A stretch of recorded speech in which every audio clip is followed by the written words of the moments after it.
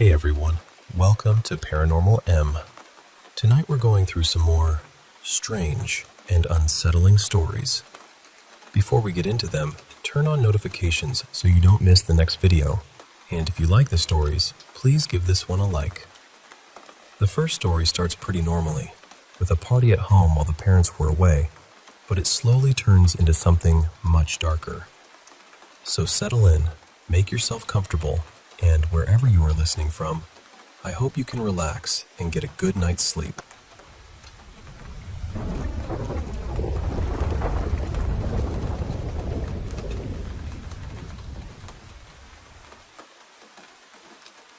I want to start with a little bit of backstory because I think it matters. When I was 15, my parents went away on vacation, so it was just me and my older brother at home. He was around 20 at the time. We lived in a pretty big 2-story house back then, and my grandparents, along with my aunt and uncle, lived right next door. My mom has always been a spiritual practitioner. She has been involved in that world for as long as I can remember, and I grew up around it. I would not say I knew everything, but I was spiritual too, and I had learned a few things from her over the years. While my parents were gone, my brother decided to have a small house party. It was not anything huge, just a few close friends. I invited my best friend at the time too. I will call her Lila. Lila was tall, thin, and very spiritual, but not in the same way my mom was. She was involved in darker things, and she once told me she had made some kind of deal with something she called the devil. She said she wanted out of it because it scared her, but honestly, I did not fully understand what she meant at the time. That night, we drank a little. Vodka mixed with energy drinks mostly. We also had a jacuzzi, so we sat in there for a while, and the heat made the alcohol hit much harder than I expected. Later that night, we had a sleepover. I remember feeling so drunk and sick that I thought I was going to throw up. I have always had a fear of vomiting, so I started praying quietly, just asking God to help me through it. The next morning, I woke up hungover. Headache, nausea, the whole thing. At first, I thought it was just from the drinking and the jacuzzi, but after a few days, the sick feeling still had not gone away. Then one night, I was lying in bed and I had this uneasy feeling in my room. It was not just normal anxiety. It felt like something was off. I remembered something my mom had always told me. She used to say, "If you ever feel like something is not right, ask if someone is there." So I did. I was lying flat on my back, staring at the ceiling, and the nausea came over me again. I said, "If there is something in here that does not belong here, show yourself." I said it hoping nothing would happen. But something did. All of a sudden, the room felt like it shifted. Then this heavy pressure came down on my chest, pushing me into the mattress. It felt like something was sitting on me. I could not breathe. I genuinely could not get air in. The nausea got worse, and I started seeing black spots in my vision. I was terrified. Then, just as quickly as it came, it disappeared. The pressure was gone. The nausea was gone. The room felt still again. The next day, I called my mom and told her everything. She told me to cleanse my room with sage while praying, so that is exactly what I did. My room was on the side of the house where the wind usually came through, so I opened the window and expected the smoke to clear out easily. After I saged the room, I left for a while and went to a friend's place so it could air out. But when I came back, the room was still full of smoke. That was not normal. So I cleansed it again. Then I did it a third time. I prayed each time, asking for anything dark or unwanted to leave. By around 10 that night, after nearly the whole day had passed, the smoke was finally gone. That night was the first time in days that I lay in bed without nausea, without fear, and without that heavy feeling in the room. I knew something had been there, something dark, something that did not belong. After that, I slowly cut contact with Lila, especially after she told me that whatever she had made that deal with was still following her everywhere. I truly believe she brought something with her that night without meaning to. I think we were both drunk, unguarded, and somehow something attached itself to my room. That was my first real experience with something I can only describe as dark and evil. I still think about it sometimes, because once you feel something like that, you do not really forget it.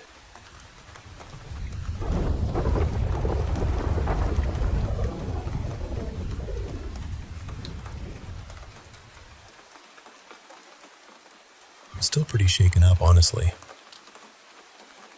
This happened about an hour ago, and I keep replaying it in my head because it felt way too real to just brush off as a dream. It started with me sitting on the curb across the street from my neighbor's place. There were 3 women outside, just talking and hanging around together. One of them kept looking over at me. Not in a strange way, more like she was curious about me.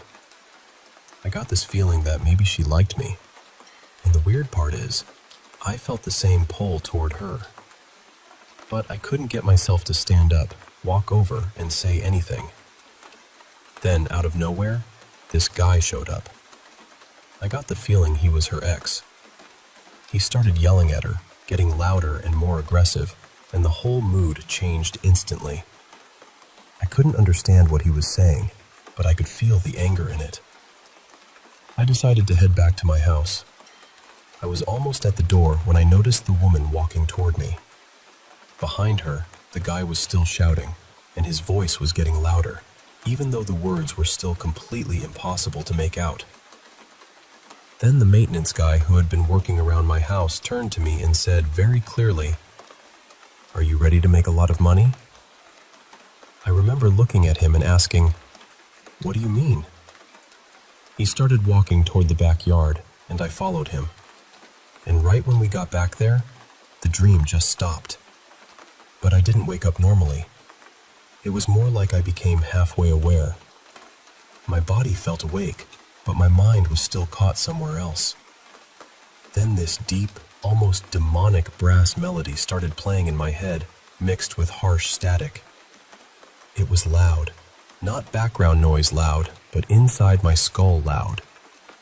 And suddenly I had this awful feeling that something was behind me. I opened my eyes and turned around in a panic. There was nothing there, just my room, quiet and ordinary, which somehow made it worse. So I rolled back over and closed my eyes again. Within seconds, the same melody came back. That same deep brass sound, that same static, and that same horrible feeling that something was right behind me. I opened my eyes immediately, and the music stopped. Then I tried closing my eyes one more time, and this time, it wasn't even music anymore. It was just deafening static and ringing. I sat straight up, fully awake, but the sound kept going. It was so loud I couldn't hear anything else. It lasted for about a minute after I was already sitting up. And now, an hour later, my ears are still ringing. The part that scares me most is that I've been trying to become a musician for the past year. I've been learning how to sing, play piano, and produce tracks in FL Studio. But that melody I heard, I don't think I could have made it up on my own. It was honestly catchy, almost like something that could become a real song, but it had such a dark, evil feeling to it. It sounded like a whole brass orchestra had been shoved into my head. I do believe there are people who sell their soul for fame or fortune, and I know that might sound intense, but that's where my mind went. The maintenance guy asking if I was ready to make a lot of money, then that melody hitting me right after. It felt like some kind of offer, or a lure. Like something was trying to reach me through the one thing I've been chasing. I should also mention that I've had sleep paralysis 3 times before. Once, I saw a woman-like figure crouched or perched on my windowsill. So I know what sleep paralysis feels like. But this didn't feel like that. I could move. I knew I was awake. I sat up and the static was still there. That's why I'm scared. Because I don't know if this was a dream at all.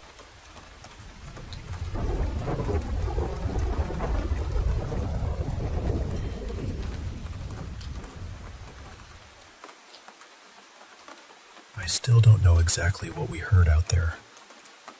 Even now, years later, I can't sit here and tell you with absolute certainty what it was. I'm not trying to convince anyone. That's not really the point. I just want to tell the story as honestly as I can, because it's the only experience in my life that ever made me question what I thought I believed. I've always been pretty skeptical about things like ghosts, Bigfoot, all of that. I'm not someone who jumps straight to the paranormal.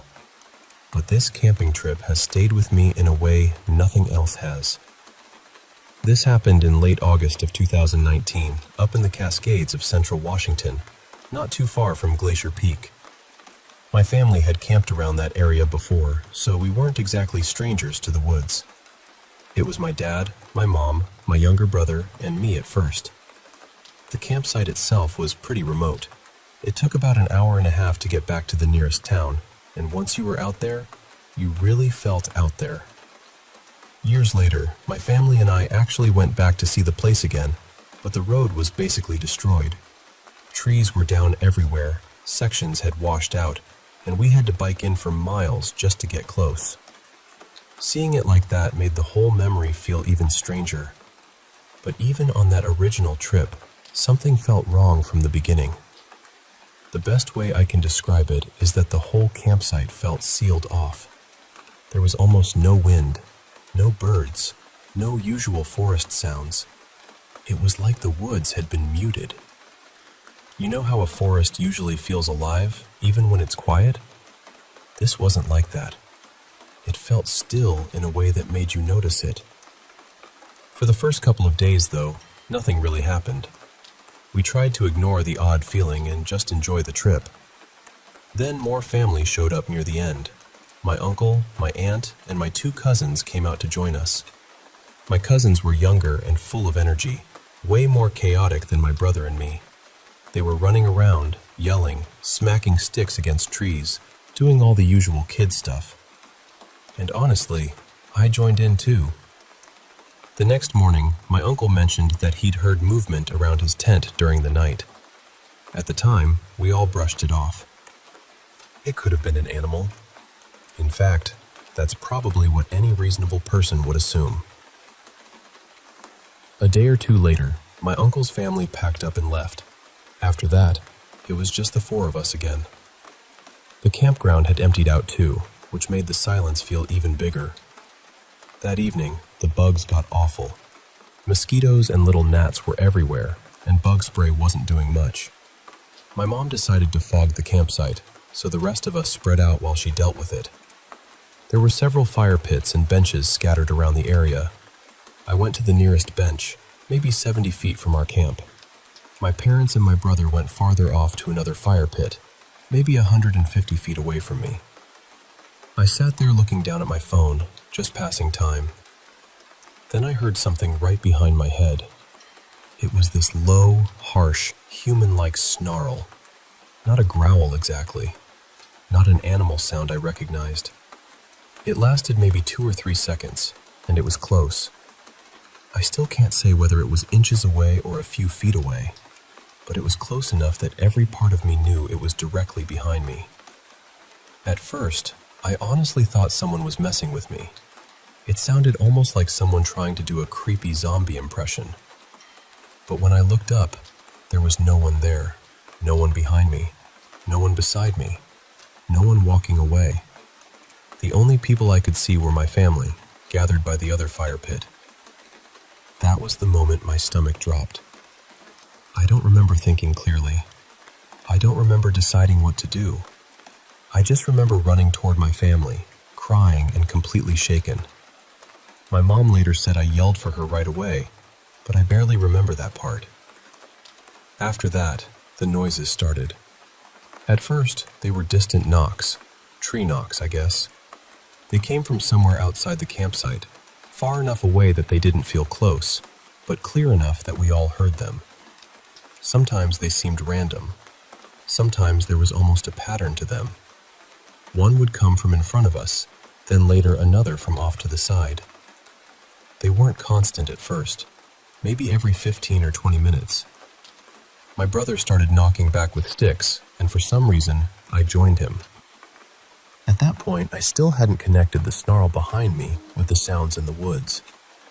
We thought it was strange, but also kind of exciting in that reckless way kids can be. We had been making noise all day and had gotten no response before. My parents didn't like it. They told us to stop. Then the sounds changed. The knocks turned into whoops and calls. They were louder than the knocking, and they seemed to come from different places around the campsite. Not all at once, but enough that it felt like something was moving around us. Sometimes the calls had this strange, repeating quality, almost like one sound was being answered by another. I don't know how long that went on. Time felt strange by then. But eventually my parents decided we were leaving. Not in the morning, not after dinner, right then. They started packing everything into the car as fast as they could. I sat on one of the benches while they moved back and forth through the campsite, loading gear. By then the sun had just gone down and the forest was getting dark. I was terrified, so I kept scanning the trees over and over.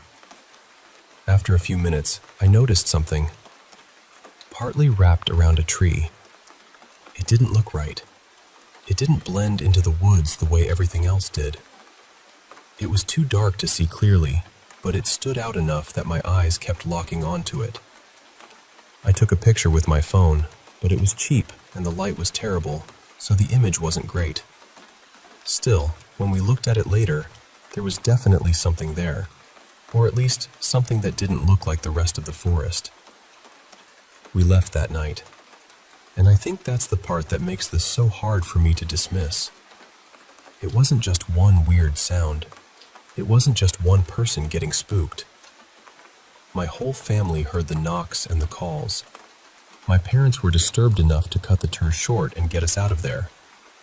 Could it have been an animal? Maybe. Could it have been a person messing with us? I guess that's possible too, but I don't understand how someone could have made that sound right behind my head and disappeared without me seeing them. And I don't understand why it all seemed to react to the noise we had been making. We've gone back to that area a few times since then. Only once did we hear anything like tree knocks again. I still don't claim to know what it was, but whatever happened out there, my family remembers it. And none of us talk about that trip like it was just another camping story.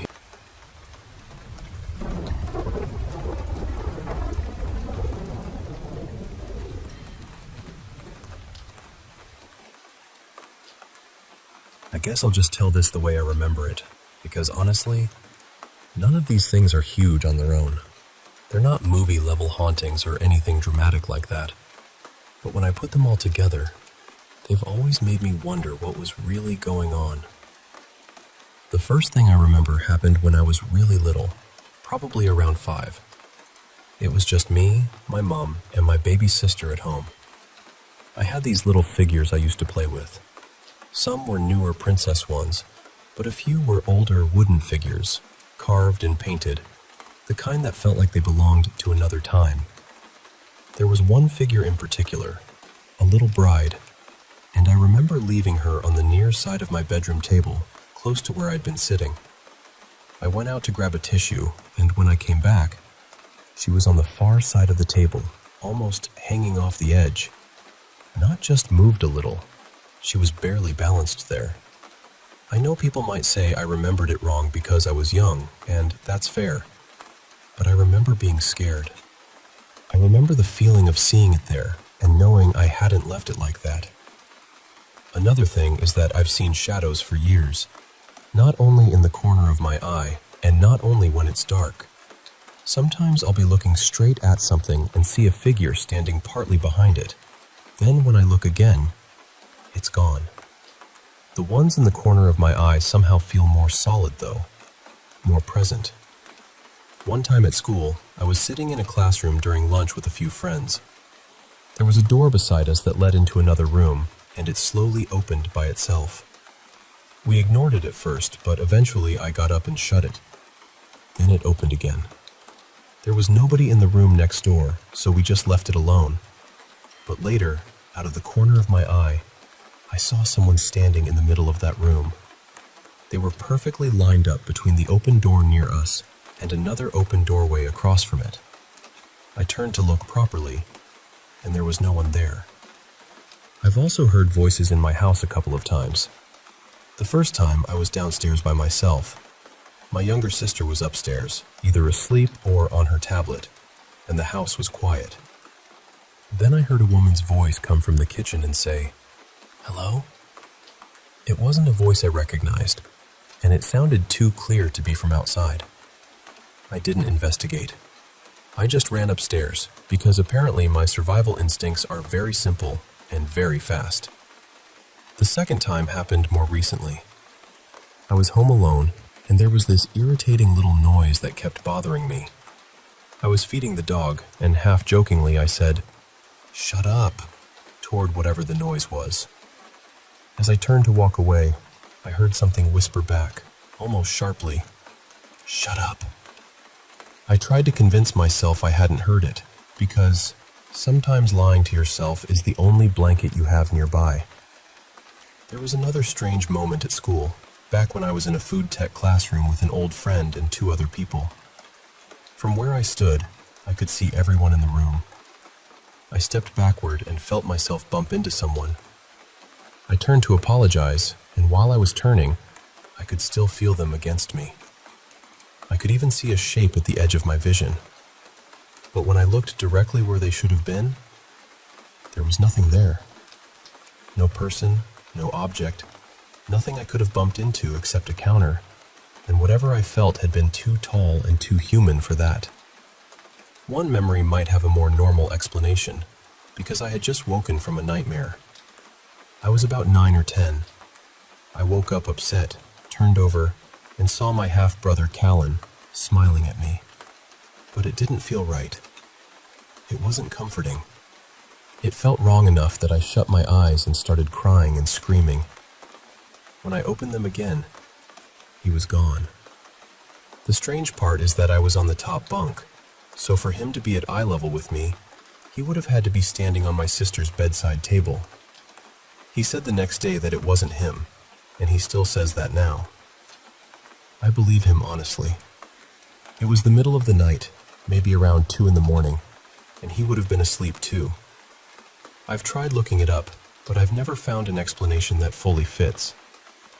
Maybe it was sleep-related. Maybe it was my brain still dragging part of the nightmare into the room with me.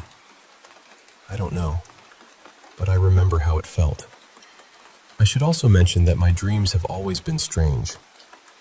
Either I don't dream at all, or I have dreams where I die, someone I love dies, I'm being hunted, murdered, or someone is trying to kill me. I've also had recurring dreams since childhood, the kind that come back with the same heavy atmosphere, like they never really left. And then there's something my mom told me from when she was young. She grew up in an old house, and her dad built an extension over the place where an old well used to be. I think her parents' bedroom was on the top floor of that extension, and when she was little, she would sometimes sleep in there. But she hated that room. She said when she tried to sleep, she would hide under the covers because she could hear screaming right above her face. I obviously can't prove that happened, but she remembers it clearly.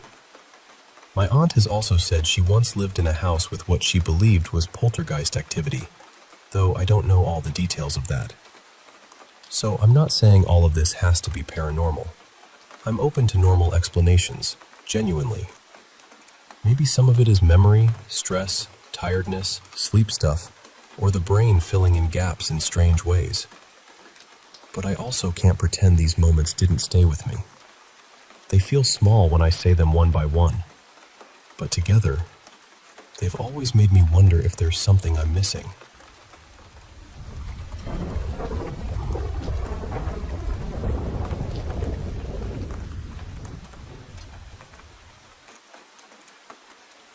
Hey there. I want to share with you some stories that have been part of my family's life.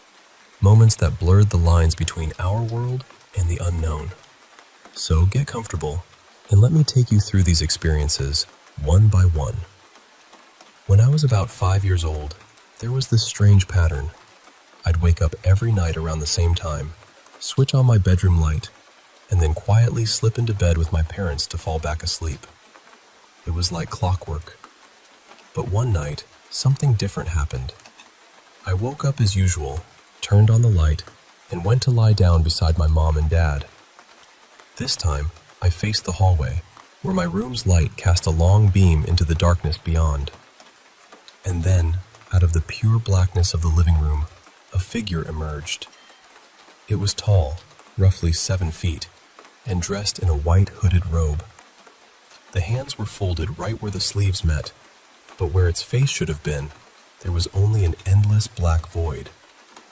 It wasn't quite walking, nor gliding. It moved towards me in a way I couldn't quite understand. Now, here's the thing. I didn't feel evil or scared of it, but my little mind knew something was wrong. Something was there that shouldn't be. I freaked out, of course, and woke my parents. My dad jumped up and did something to run off the ghost, as he called it. Looking back, it might have been around the time my grandmother passed away. I always wondered if that was connected. Maybe it was her, reaching out somehow. But who can say for sure? Years later, I overheard a secret conversation between my dad and one of our uncles. I wasn't supposed to hear it, but my dad's voice was loud, and I caught bits and pieces. You see, I used to have nightmares that started when I was in middle school. They were creepy, unsettling dreams that kept me awake and made school tough. My parents tried having me pray every night, hoping it would help, but those nightmares just kept coming. Apparently, according to my dad's story to our uncle, I had a younger brother, a brother from another life, who was clinging to me from the afterlife, wanting to cross over and be with me again. But if he did, it would have been bad for our family. So another uncle, a shaman, spoke with him and convinced him to let go, so I could finally rest at night. When my dad asked if I knew about this, he said it was better if I never found out. Funny thing is, I did find out, but I just pretend I don't. Because if I ask too much, my dad would probably flip out and make a scene. So I keep quiet, still wondering why my ghostly brother couldn't cross over. Then there's my dad's own hunting stories. Oh, those are something else. One time, he was waiting for a buck, probably caught a bit of a nap in his car. Suddenly, he saw this prize-winning buck just a few feet away. Excited, he raised his gun to take a shot, but through the scope, the buck vanished. Lowering the gun, it was back. Raising it again, gone. It was like the buck was playing hide and seek. Eventually, it disappeared for good, leaving everyone puzzled. Was it a spirit? A figment of his imagination? No one knew. Another time, my dad was up in a tree stand, waiting for a buck that was too far to shoot. Then he noticed a woman in a white dress walking just below him. Strange, right? Why would someone be wandering there dressed like that, especially in the cold? He wanted to call out, but something stopped him. She disappeared in the direction of his uncle, who was also hunting nearby. When my dad told his uncle about it, the uncle said he saw no one, and that place was supposed to be empty except for them. That encounter shook them both. My uncle was too scared to go back alone, and soon after, my dad's legs swelled up and hurt for weeks. A shaman uncle suggested they might have disturbed some spirit, so they went back during the day to apologize. After that, the leg got better. It's eerie, isn't it? That's why I avoid the woods at night. You never know what's out there. Not all encounters are out in the woods. At work, strange things happen too. Once I was carrying a tray of drinks, usually no problem, but this time it tipped over and spilled everywhere. I swear I felt a tug on my arm right before it happened. Luckily, my coworkers checked on me and helped clean up, but it left me wondering. Years ago, at my first job working the night shift in an Asian grocery store, I saw something that made my skin crawl. While counting coins at the register, I caught a glimpse of a small boy peeking out from near the soda cooler. When I turned to help, no one was there. Then I saw him again, but when I looked fully, he vanished. A coworker said I probably just saw Halloween decorations, but I'm certain I saw him. Speaking of spirits, my dad had another spooky hunting experience that truly scared him. He was out on private property at a treehouse stand built by a relative, hunting at midnight. The hut was pitch black. The only sounds were the wind and some fluttering pigeons. Suddenly, there was a knock on the hatch. My dad called out, telling whoever it was that he had permission to hunt there, but the knocking stopped. Then footsteps nearby, but when he looked, no one. Later, when he fell asleep in his car, there was another knocking on his window. He woke up to find no one there and checked his phone. Early morning hours, and the relative's house nearby was dark. He went back up to the hut, and the knocking started again, louder this time, shaking the entire hut.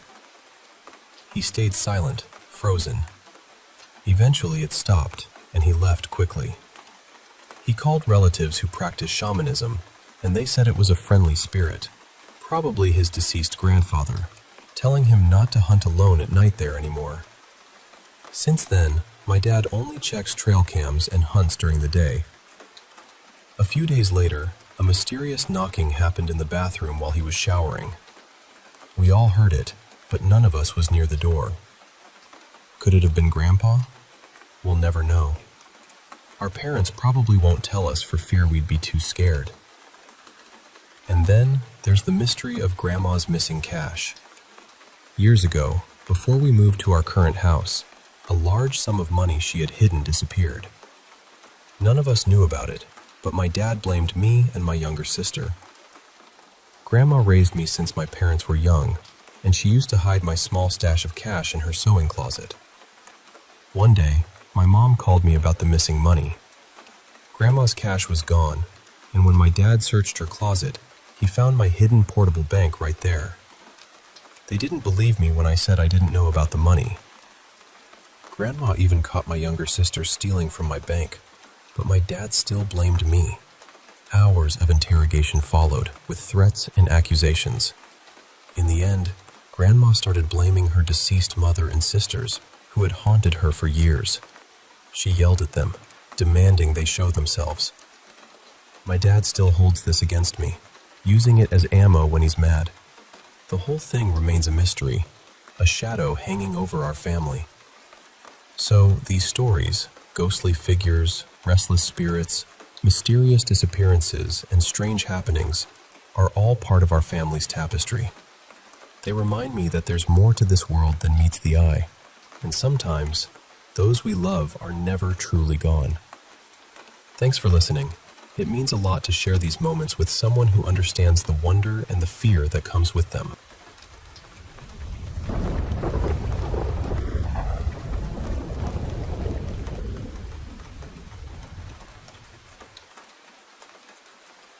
Hey there. I want to share some stories that have been passed down through my family, especially for my grandma. You see, she often talked about her mother and sisters, who sadly passed away when she was very young. I never got to see any pictures of them, only heard these eerie stories about how their spirits still lingered around her. These tales all connect in a way, and they all take place at this little garden plot my family has owned for years, somewhere in Laos. Let me take you through them one by one. Story 1. The Midnight Garden Plot Haunting. So, one day, Grandma was out at the garden with my uncle, Aunt Mai, Aunt Lynn. Mai's the older one and Lynn is younger. I never met Lynn in person, only saw her in photos and heard her voice over the phone. And my dad. They'd been working the soil all day, plowing the land, getting everything ready for planting. As the sky started to darken, Aunt Mai suggested, "Hey, maybe we should head home. It's getting late." But Grandma, with that stubborn warmth she always had, said no. She told them, "It'll be too late by the time we get home. Let's just stay the night here." So they kept plowing a little longer, then ate dinner together in their small garden hut they'd built when they first bought the land. The evening was calm, the air thick with the smell of damp earth and the faint chirping of crickets. They'd just begun to drift off to sleep when, suddenly, this chilling laughter echoed all around the hut. It wasn't the kind of laugh you'd expect. It was sharp, almost mocking, and it seemed to come from everywhere.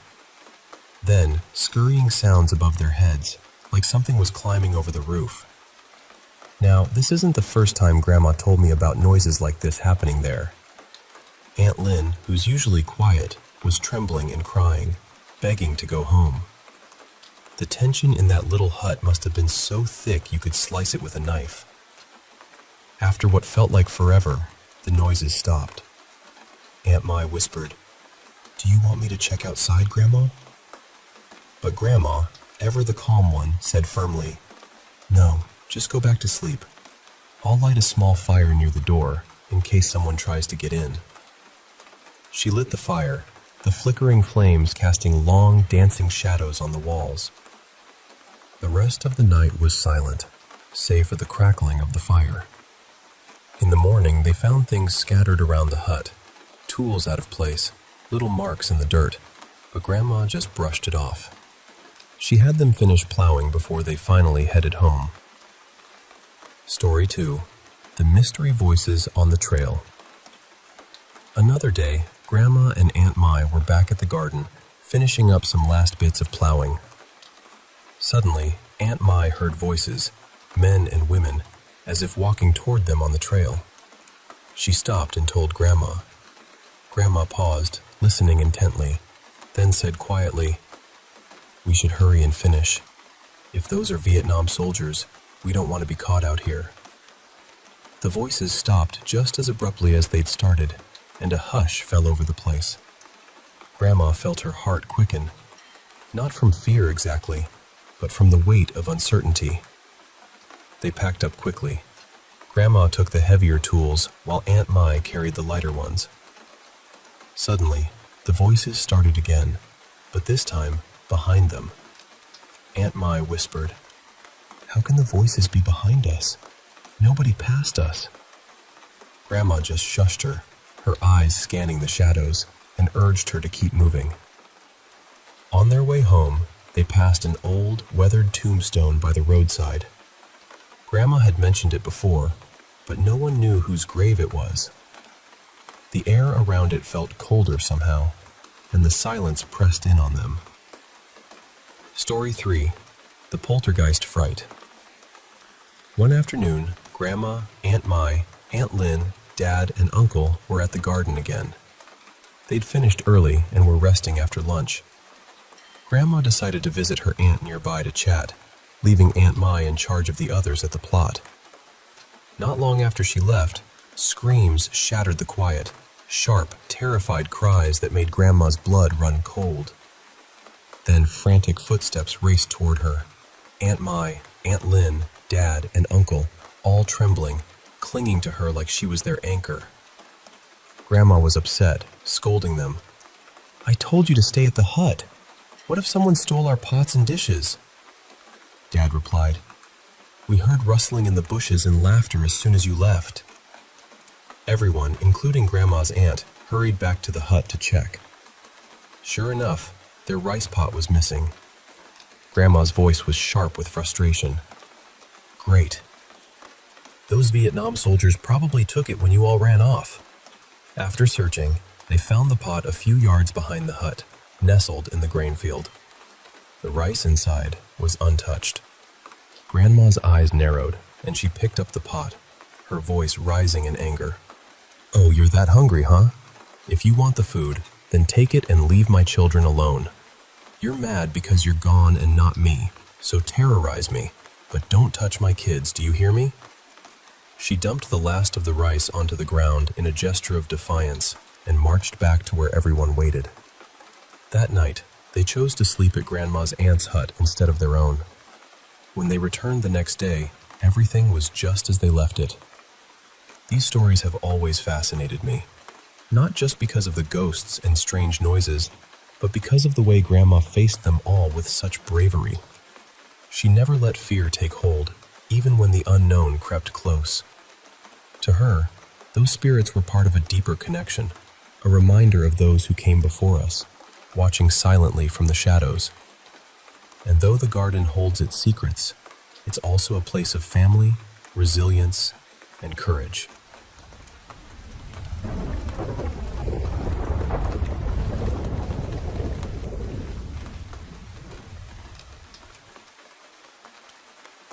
Hey there. I want to share a story from my childhood that stuck with me all these years. It's about the house my family lived in when I was a kid. More specifically, my bedroom there. You see, when I was about 8 years old, my parents moved us into our very first house. Before that, we lived in a trailer park mostly meant for senior citizens. It wasn't much, and honestly, the management there really didn't like having a kid around. That was just how life was for us, doing what we could to get by. Shortly after moving into that house, a lot changed. My parents divorced, and my mom moved out. Then my dad met a woman, let's call her Janet, and she moved in with her 3 daughters. So it was my dad, Janet, her 3 girls, and me, all under one roof. We stayed there for about 6 years. The first year or so, nothing really happened that we noticed, but then, around the second year, strange things began to unfold. Paranormal events, to be exact. At first, I didn't really experience much, but my dad did, and so did a few others. None of them knew the others were going through the same things until they all talked about it later.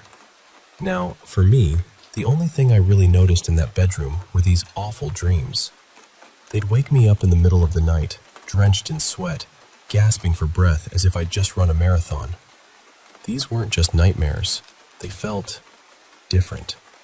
The air in that room felt so heavy, so charged with this strange energy that I couldn't stand being there. Going into that room was like walking through an invisible wall, thick, suffocating air that pressed down on me. It got so bad that I refused to go in there for 3 whole months. I ended up sleeping on the living room couch, and if I needed something from my room, I'd bolt in, grab it as fast as I could, and get out.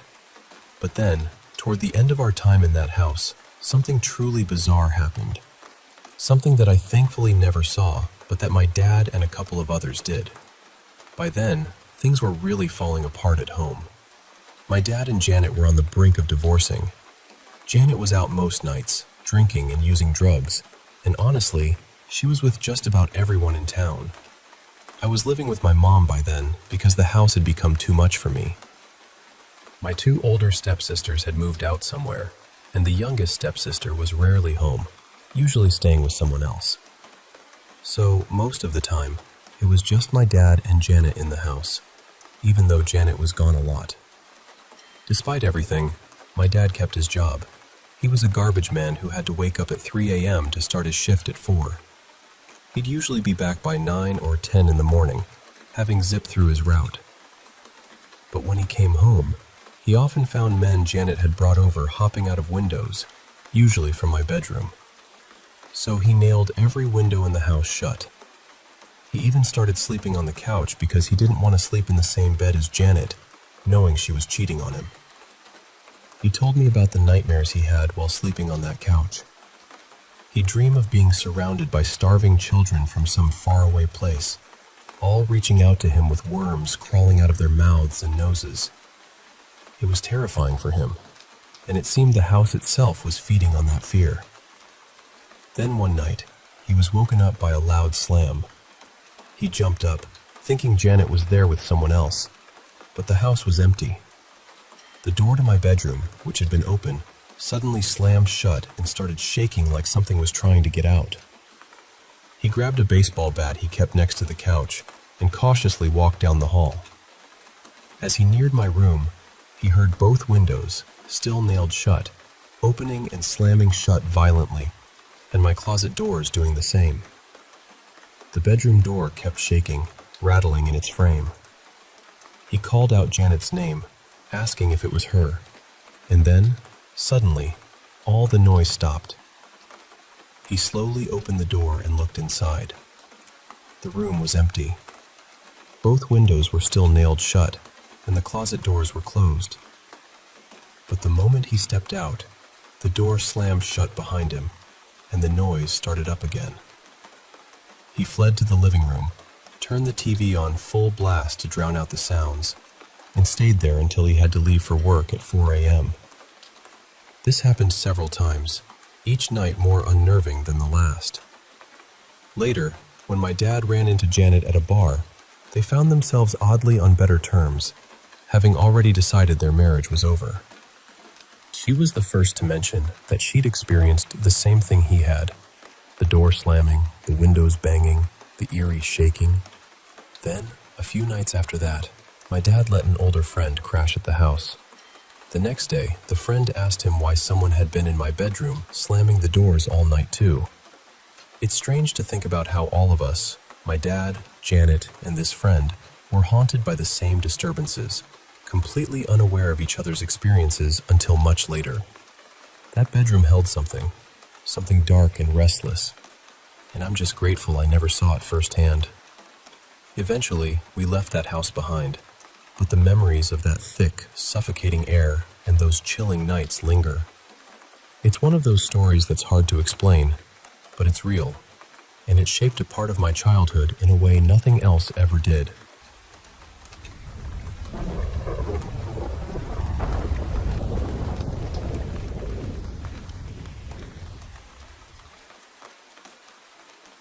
Hey, I want to share with you some eerie experiences I had growing up in my childhood home, particularly ones involving my best friend at the time, whose name was Jake. We were inseparable, neighbors just a block apart, so it was common for him to stay over or for me to crash at his place. One night, Jake was over at my house, and my dad was the only other person there. We both had been sleeping in my room. Back then, we could both fit comfortably in my bed. Suddenly, I woke up to find Jake standing between me and the door. He was facing away from me, and the hallway light spilled in through the half-open door, casting elongated shadows across the room. I blinked a few times, trying to shake off the grogginess. "Hey, Jake, are you okay?" I asked, my voice barely above a whisper, my heart starting to race in the stillness. He turned slightly and said, "Someone just poured something on me." I immediately jumped out of bed, half joking but also worried. Did you pee the bed?" He shot me a sharp look and snapped, "No." He explained he woke up feeling water being poured right around his groin area. Then, as whoever it was left, he heard a deep, booming laugh echoing down the hall. A man's voice, but not my dad's. And he said it was a lot of water. I looked down and saw the bed was soaked, but the liquid was clear and cold, definitely not urine. It had soaked through the sheets, the mattress, and even the plywood beneath it, dripping steadily onto the floor. The sound of the drops hitting the floor was unnervingly loud in the quiet night. We searched the entire house, calling out, checking every room, but no one was there besides the three of us. My dad was sound asleep, and honestly, he wouldn't have done something like that anyway. Then there was another odd night with Jake. He woke up in the middle of the night to use the bathroom, which was on the other side of the house. When he came back into the dark living room, he said he heard my stepmom call his name. He spun around, and in the pitch-black room, he saw the silhouette of a person sitting on the couch. Naturally, he thought it was her. She asked him quietly if he could go home. Confused but obedient, he agreed and left. The next morning, I woke up annoyed that Jake wasn't there anymore, and went to his house to find out what happened. That's when he told me about the strange encounter. I confronted my stepmom later that day, but she denied ever telling him to go home. I've never fully trusted her, so I still wonder about what really happened that night. Was it really her, or something else? The last incident with Jake was one of the most unsettling. He woke up thirsty and got up to get a glass of water from the kitchen, which was on the opposite side of the house. He grabbed a clean glass from the cupboard, filled it at the sink, then went and sat down on the living room couch to drink. Back then, our TV was an old-fashioned one without a remote. You had to physically press the power button on the TV itself. While Jake was sitting there, half asleep and confused, the TV suddenly flicked on by itself. He watched the screen for a minute, trying to make sense of it, before realizing it shouldn't have turned on. He got up, took his half-drunk glass of water back to the kitchen, set it down on the counter, and then went back to my bedroom to sit quietly on the floor until morning. He said he never heard anyone else get up or move around the house during that time, just the TV turning itself off at some point. When morning came, Jake went back to the kitchen and saw something even stranger. His glass was gone from the counter and was now sitting upside down in the dish rack. He had no idea who could have done that. Looking back, these experiences were frightening but also strangely captivating. They left this lingering sense that our home held secrets, whispers from a world just beyond our understanding. I still wonder about those nights, about the unseen presence that seemed to interact with Jake, and sometimes I feel a shiver just thinking about it.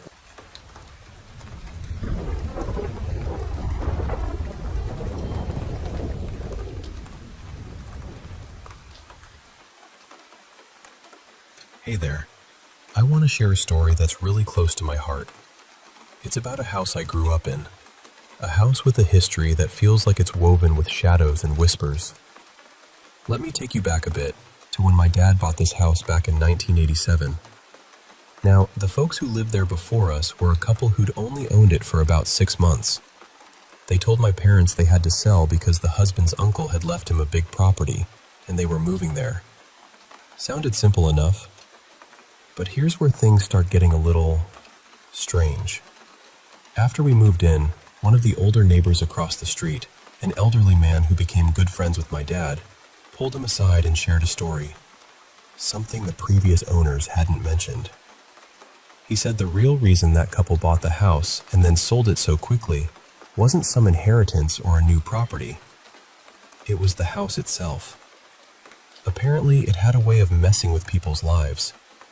The couple before them had been happy at first, but after a few years, their relationship started to crumble, tension filling the air. One night, during a fierce argument, the wife stormed out into the front yard. The husband locked the door behind her. She couldn't get back in, so she took a desperate leap through the big living room window. Tragically, she bled out on the floor. That was the end of that chapter. The husband then sold the house to the couple that sold it to us. Now, I've never done deep research to confirm the story about the wife diving through the window, but I do believe whatever was haunting our house had a real effect, because my dad and stepmom's marriage also felt the strain, especially as time went on. We didn't notice anything too odd right away. Maybe the first year or so, things were pretty normal.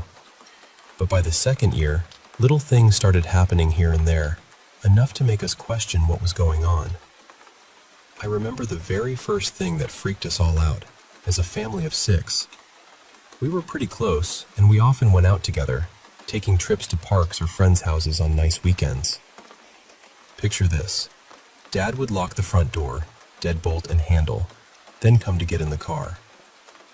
But every single time, by the moment he reached the car, the front door was just standing wide open. No breeze, no explanation. He'd go back, lock it again, and it would be open once more when he returned. I remember us driving away, glancing back at the front door, wide open like some silent invitation or warning. It was eerie and confusing all at once. And weirdly, when we came back, the door was always locked tight again. One time, we came home to find the refrigerator door and freezer wide open. But it wasn't just that. They had thrown food all over the kitchen, the floor, the walls, even the ceiling.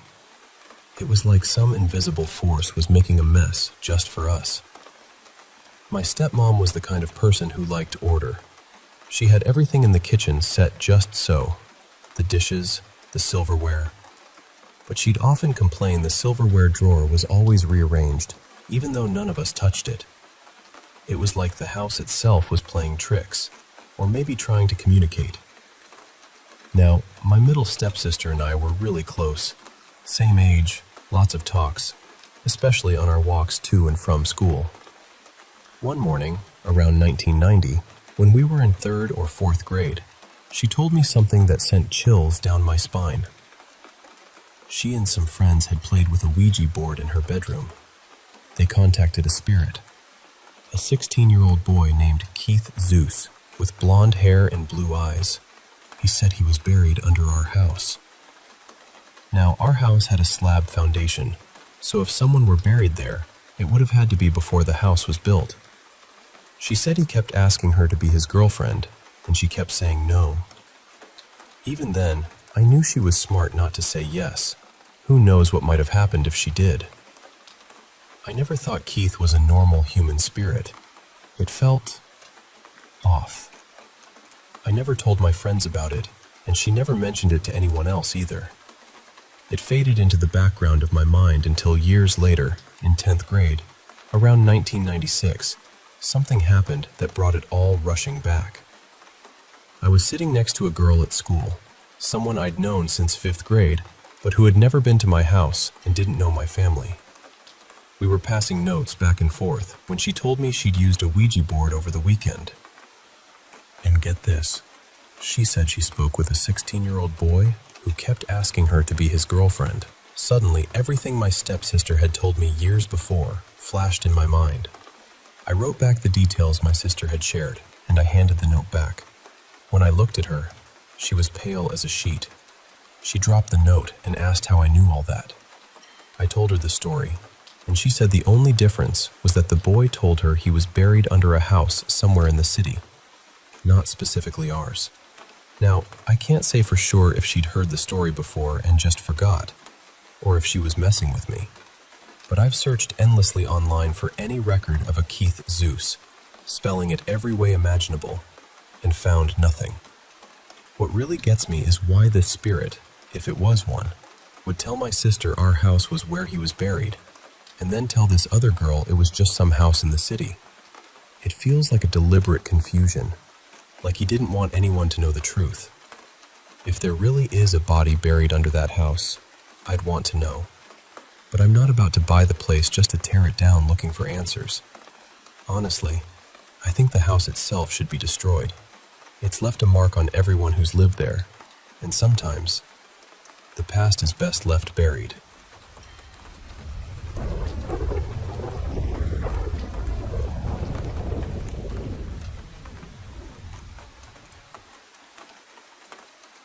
Hey, I want to share with you some eerie experiences I had growing up in my childhood home, particularly ones involving my best friend at the time, whose name was Jake.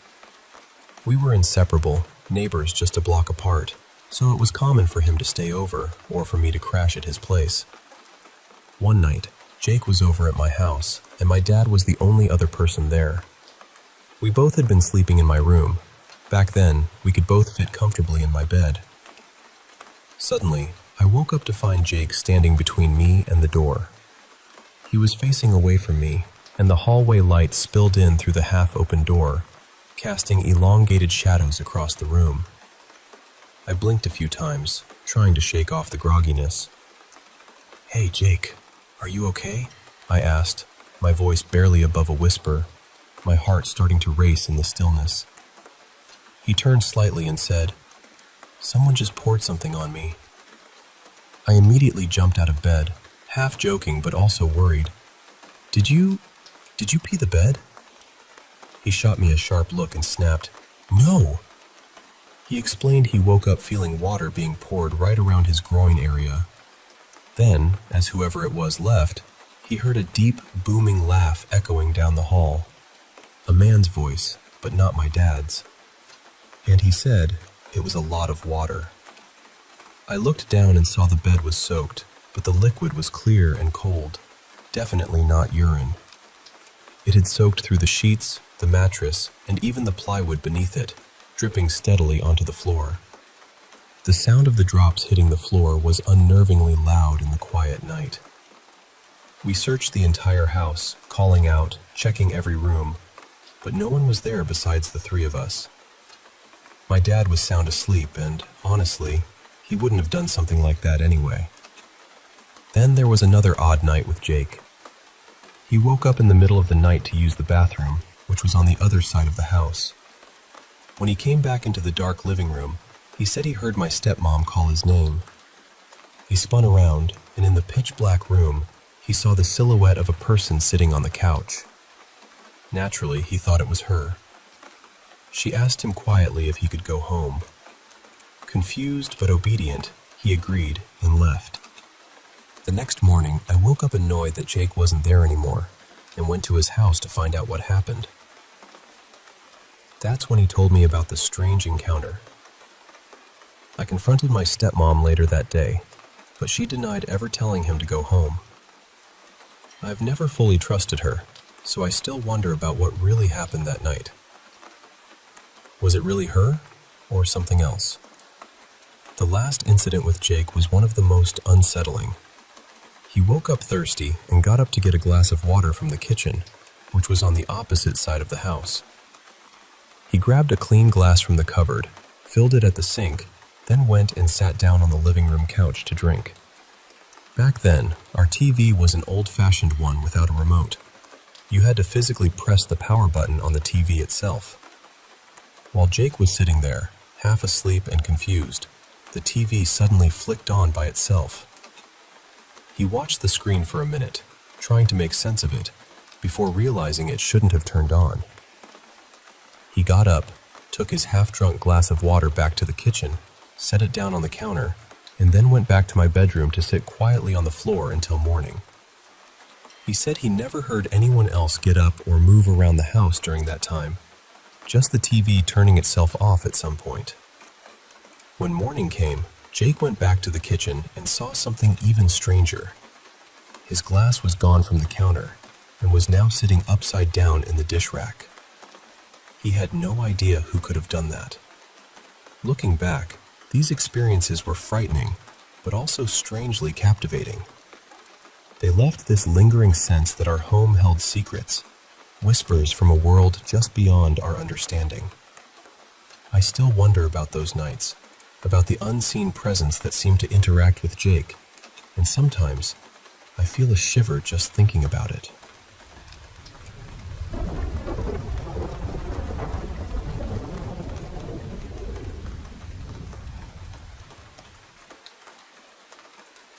Hey there, I want to share a story that's really close to my heart. It's about a house I grew up in, a house with a history that feels like it's woven with shadows and whispers. Let me take you back a bit to when my dad bought this house back in 1987. Now, the folks who lived there before us were a couple who'd only owned it for about 6 months. They told my parents they had to sell because the husband's uncle had left him a big property, and they were moving there. Sounded simple enough. But here's where things start getting a little strange.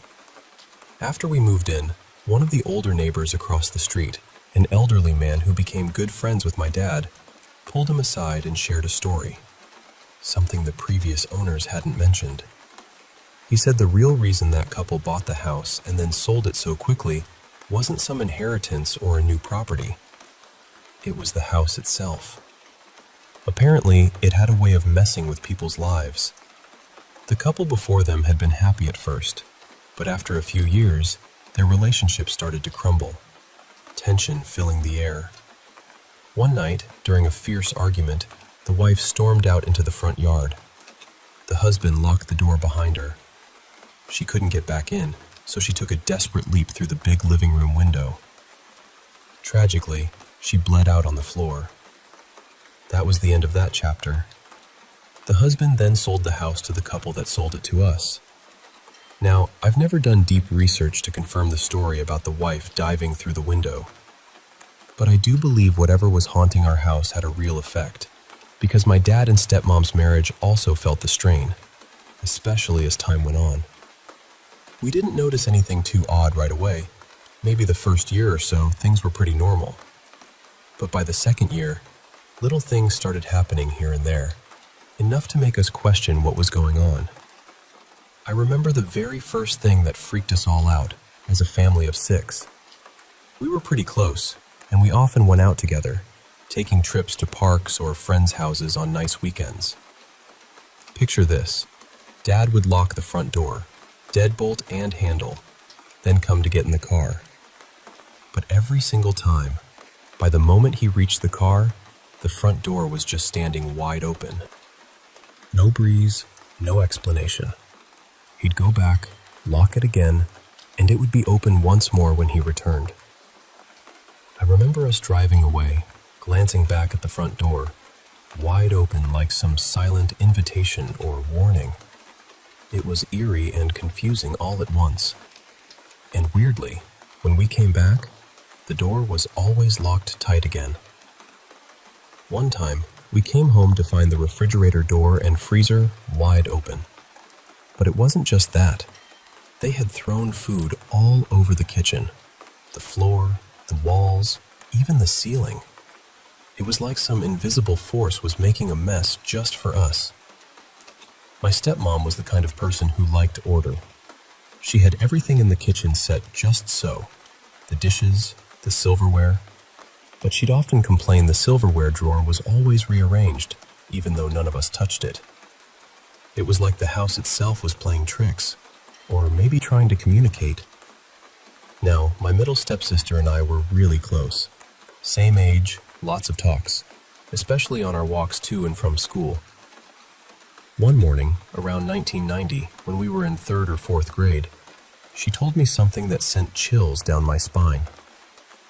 She and some friends had played with a Ouija board in her bedroom. They contacted a spirit, a 16-year-old boy named Keith Zeus, with blonde hair and blue eyes.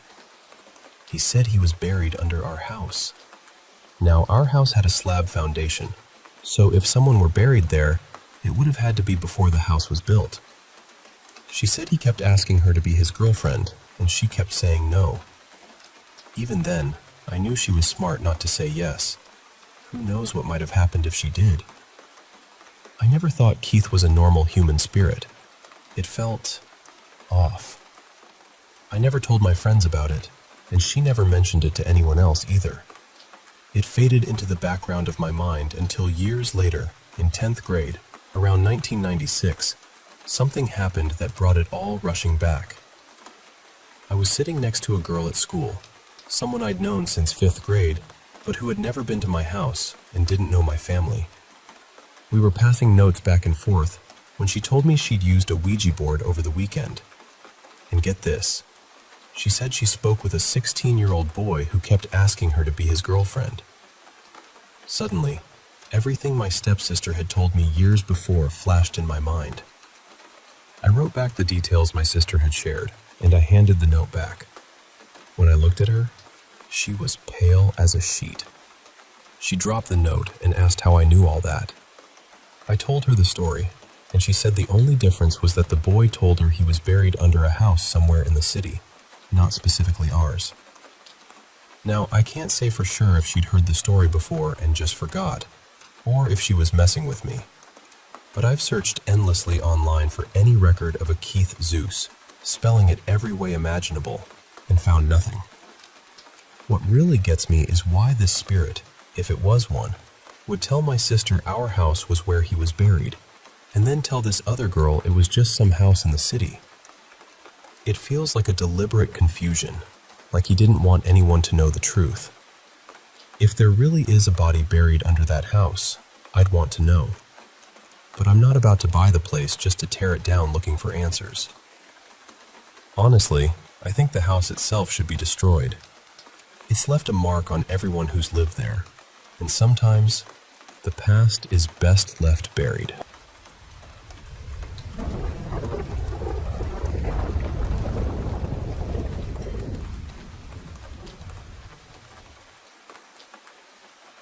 Hey there. I want to share a story from my childhood home that's always stayed with me, especially this chapter of it when things were already pretty rough, but not yet at their worst. So, my stepmom had a bit of a wild streak back then. She was out partying and running around behind my dad's back.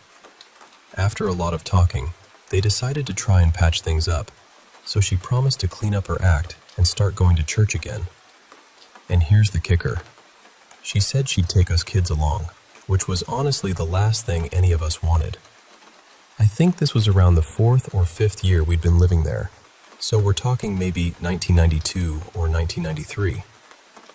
She checked out a few different churches, trying to find one that felt right, but nothing quite stuck.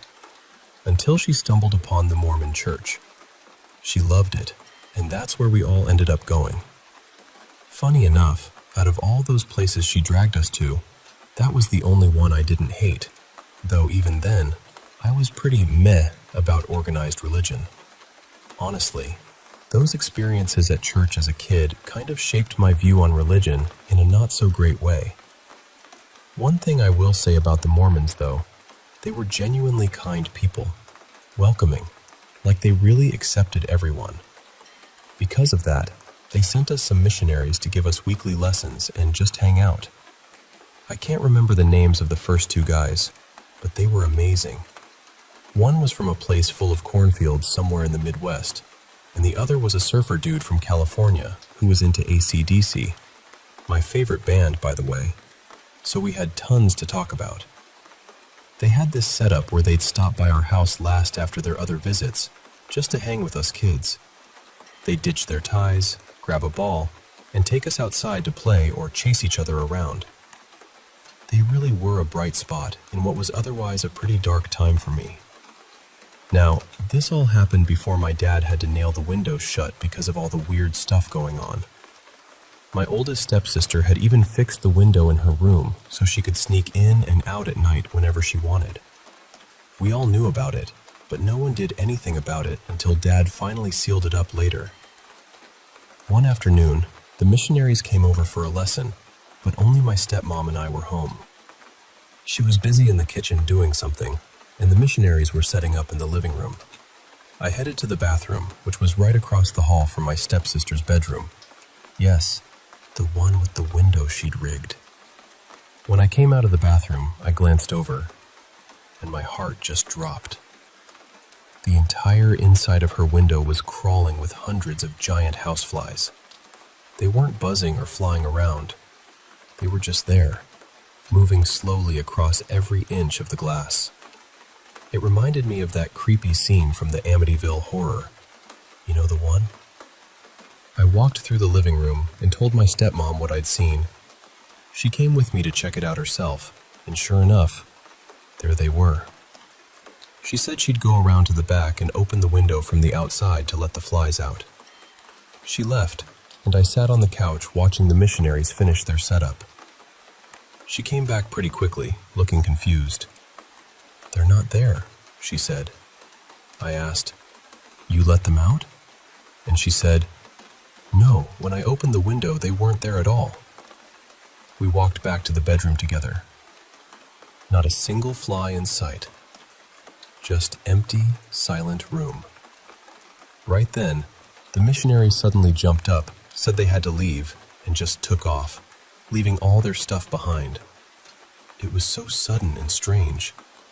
After that, I never heard them bring up the flies, and whenever I saw them later, they wouldn't talk about it. To this day, I have no idea what really happened that afternoon, but it's one of those moments that just sticks with me, you know? Thanks for listening to this little piece of my past. Sometimes the things we can't explain are the ones that shape us the most.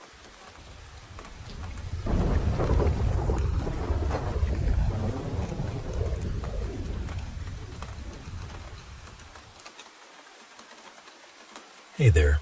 I want to share with you a story that's been part of my life for quite some time, about Spirit Lake, a small town just north of Coeur d'Alene, Idaho. It's a place wrapped in mystery and stories that chill you to the bone, but also stories that feel oddly warm and human.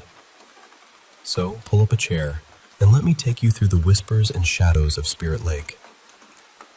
Now, before we dive into the spooky stuff, let me set the scene for you. Spirit Lake isn't your typical small town. It's got history that runs deep, much of it passed down by word of mouth. The lake itself got its name long before settlers arrived, a name given by the Kootenai tribe, who once called this land home. The tribes here had a lot of conflict, always at odds with one another. But there's this one story, a tale of love and tragedy that folks around here still talk about. So the chief of one tribe promised his daughter, the princess, in marriage to the prince of the enemy tribe to bring peace. But here's the heartbreaking part. The princess was already deeply in love with a warrior from her own tribe. Imagine the pain she must have felt, caught between duty and love. Unable to bear the thought of this forced union, the young lovers went down to the lake one evening, hand in hand, and jumped into the cold water together, choosing death over separation. They drowned, and legend says their spirits never left. People claim that on misty nights, you can see the two of them drifting silently in a canoe, shrouded in fog, forever bound to Spirit Lake. That's where the lake gets its name, a place of spirits. But the lake stories don't end there. It's strange, really, because I've fished at many lakes up north, and none have nearly the number of memorials and graves that Spirit Lake has. It's eerie, almost unsettling. I know of 3 particular stories of deaths in the lake that people still whisper about. The first one is about a little boy, only 7 years old, who was swimming in what seemed like harmless, shallow water. He got tangled in some weeds and drowned.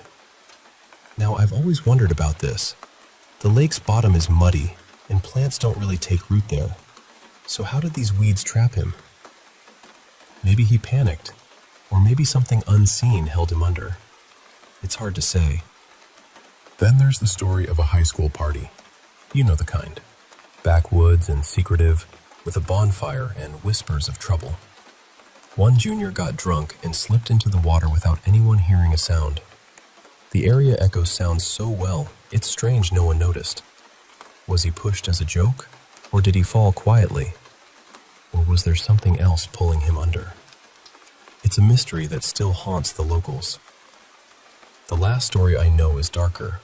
A drug deal gone wrong between 2 teenagers fighting over money. It was winter, and one of them was pushed into the icy, shallow water, trapped beneath the ice. Most memorials around the lake are for young men like these, and that adds to the sorrow hanging in the air. Adding to this heavy energy, there were negative witches who once lived in Spirit Lake. They were known for disturbing rituals, animal sacrifices, and strange, unsettling ceremonies. In the 60s, they'd stop travelers on the highway late at night, trying to pull them into their beliefs. Even now, some say they're still around. I lived just 2 houses down from one such family, and sometimes I'd wake up to chanting that had no connection to any moon phase or season. It was chilling. The women in those families were often kept inside, forbidden to leave, while the men, the father and uncle, were, well, perverse. They dressed like old-time farmers, in browns, grays, and blacks, and the women wore bonnets, like something out of a haunting. And every Halloween, more animals go missing in Spirit Lake than anywhere else nearby. It's a small detail, but it speaks volumes about the darkness lingering here. Spirit Lake began as a logging town, but it didn't thrive for long. The old buildings still stand, silent witnesses to the past.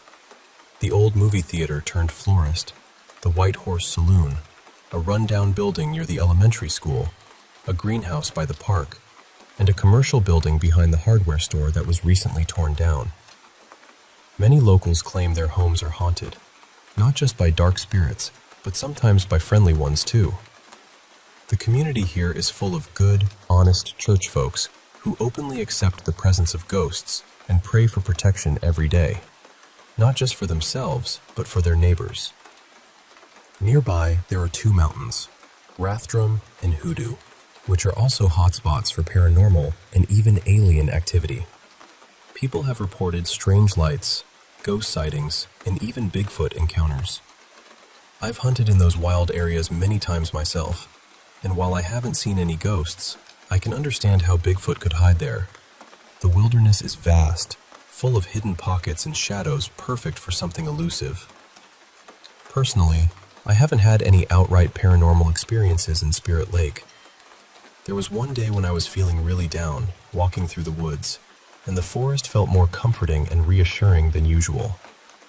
Maybe it was just my love for nature, but it felt like the woods were wrapping me in a gentle embrace. I know others who have seen things, though. People who are honest, old-fashioned, church-going folks I trust. I do think the high drug use in the area might fuel some of the strange happenings. Sometimes the energy feels heavy, charged with sorrow and dark deeds, and I believe that those troubled souls might be feeding the paranormal activity. Some things about Spirit Lake are just complicated and beyond simple explanations. So, that's the story of Spirit Lake, a place where love and loss, darkness and light, all mingle beneath the misty surface. It's a town of ghosts, of memories, and of people who keep praying for peace amid the shadows. Thanks for listening to this tale from my corner of Idaho. Maybe someday, if you're brave enough, you'll visit Spirit Lake and see if you can catch a glimpse of that ghostly canoe drifting through the fog.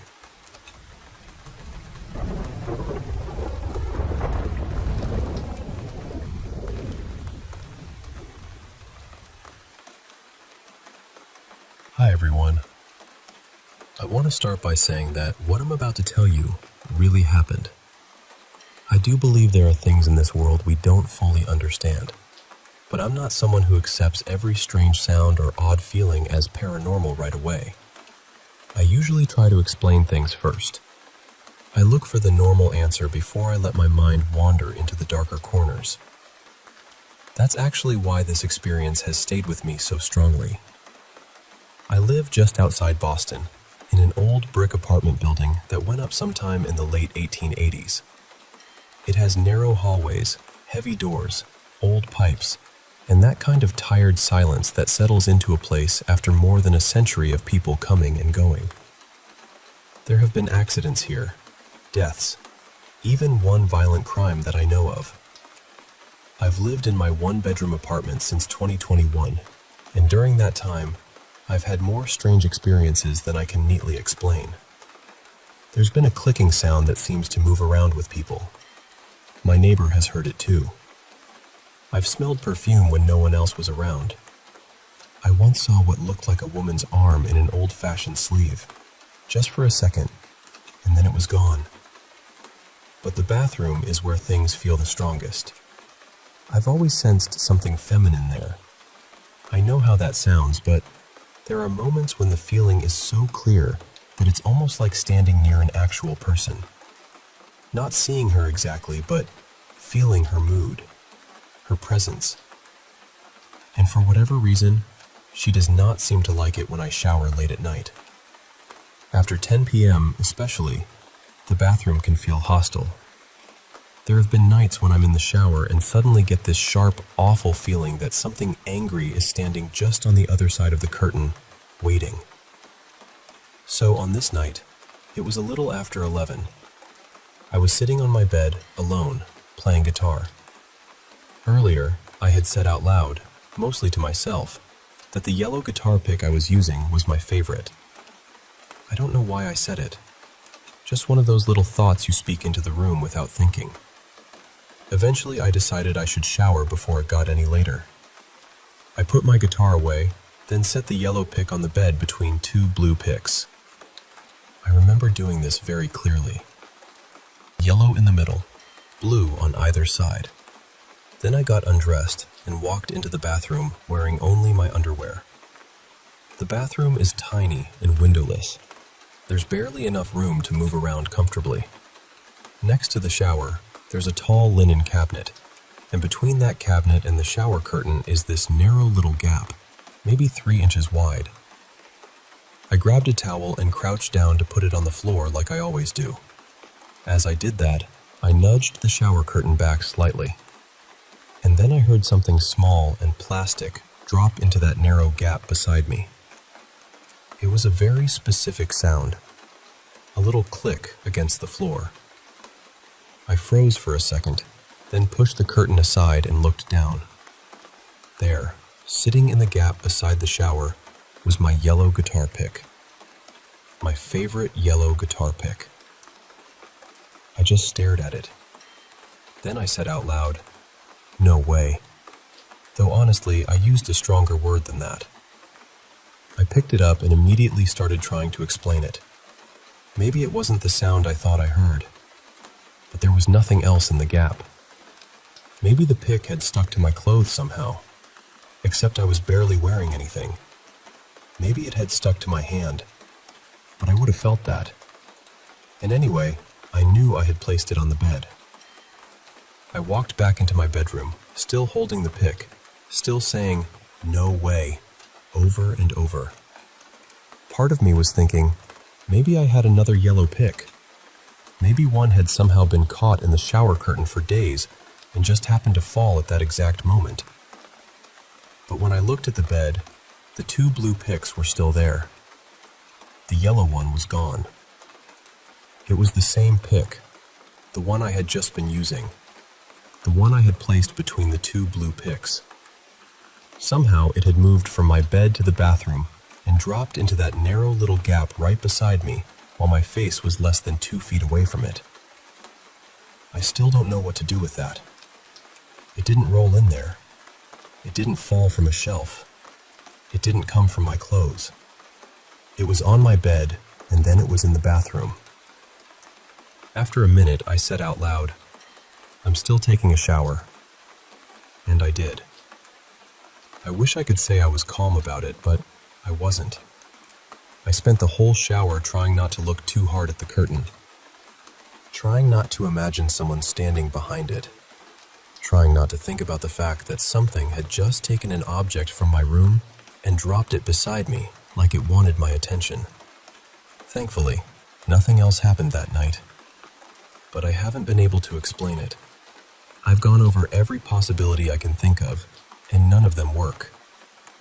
This is just one more strange thing in a long list of things that have happened in this apartment. Or maybe I should say our apartment, because at this point, it really doesn't feel like I'm living here alone. Some things can be reasoned away. This wasn't one of them.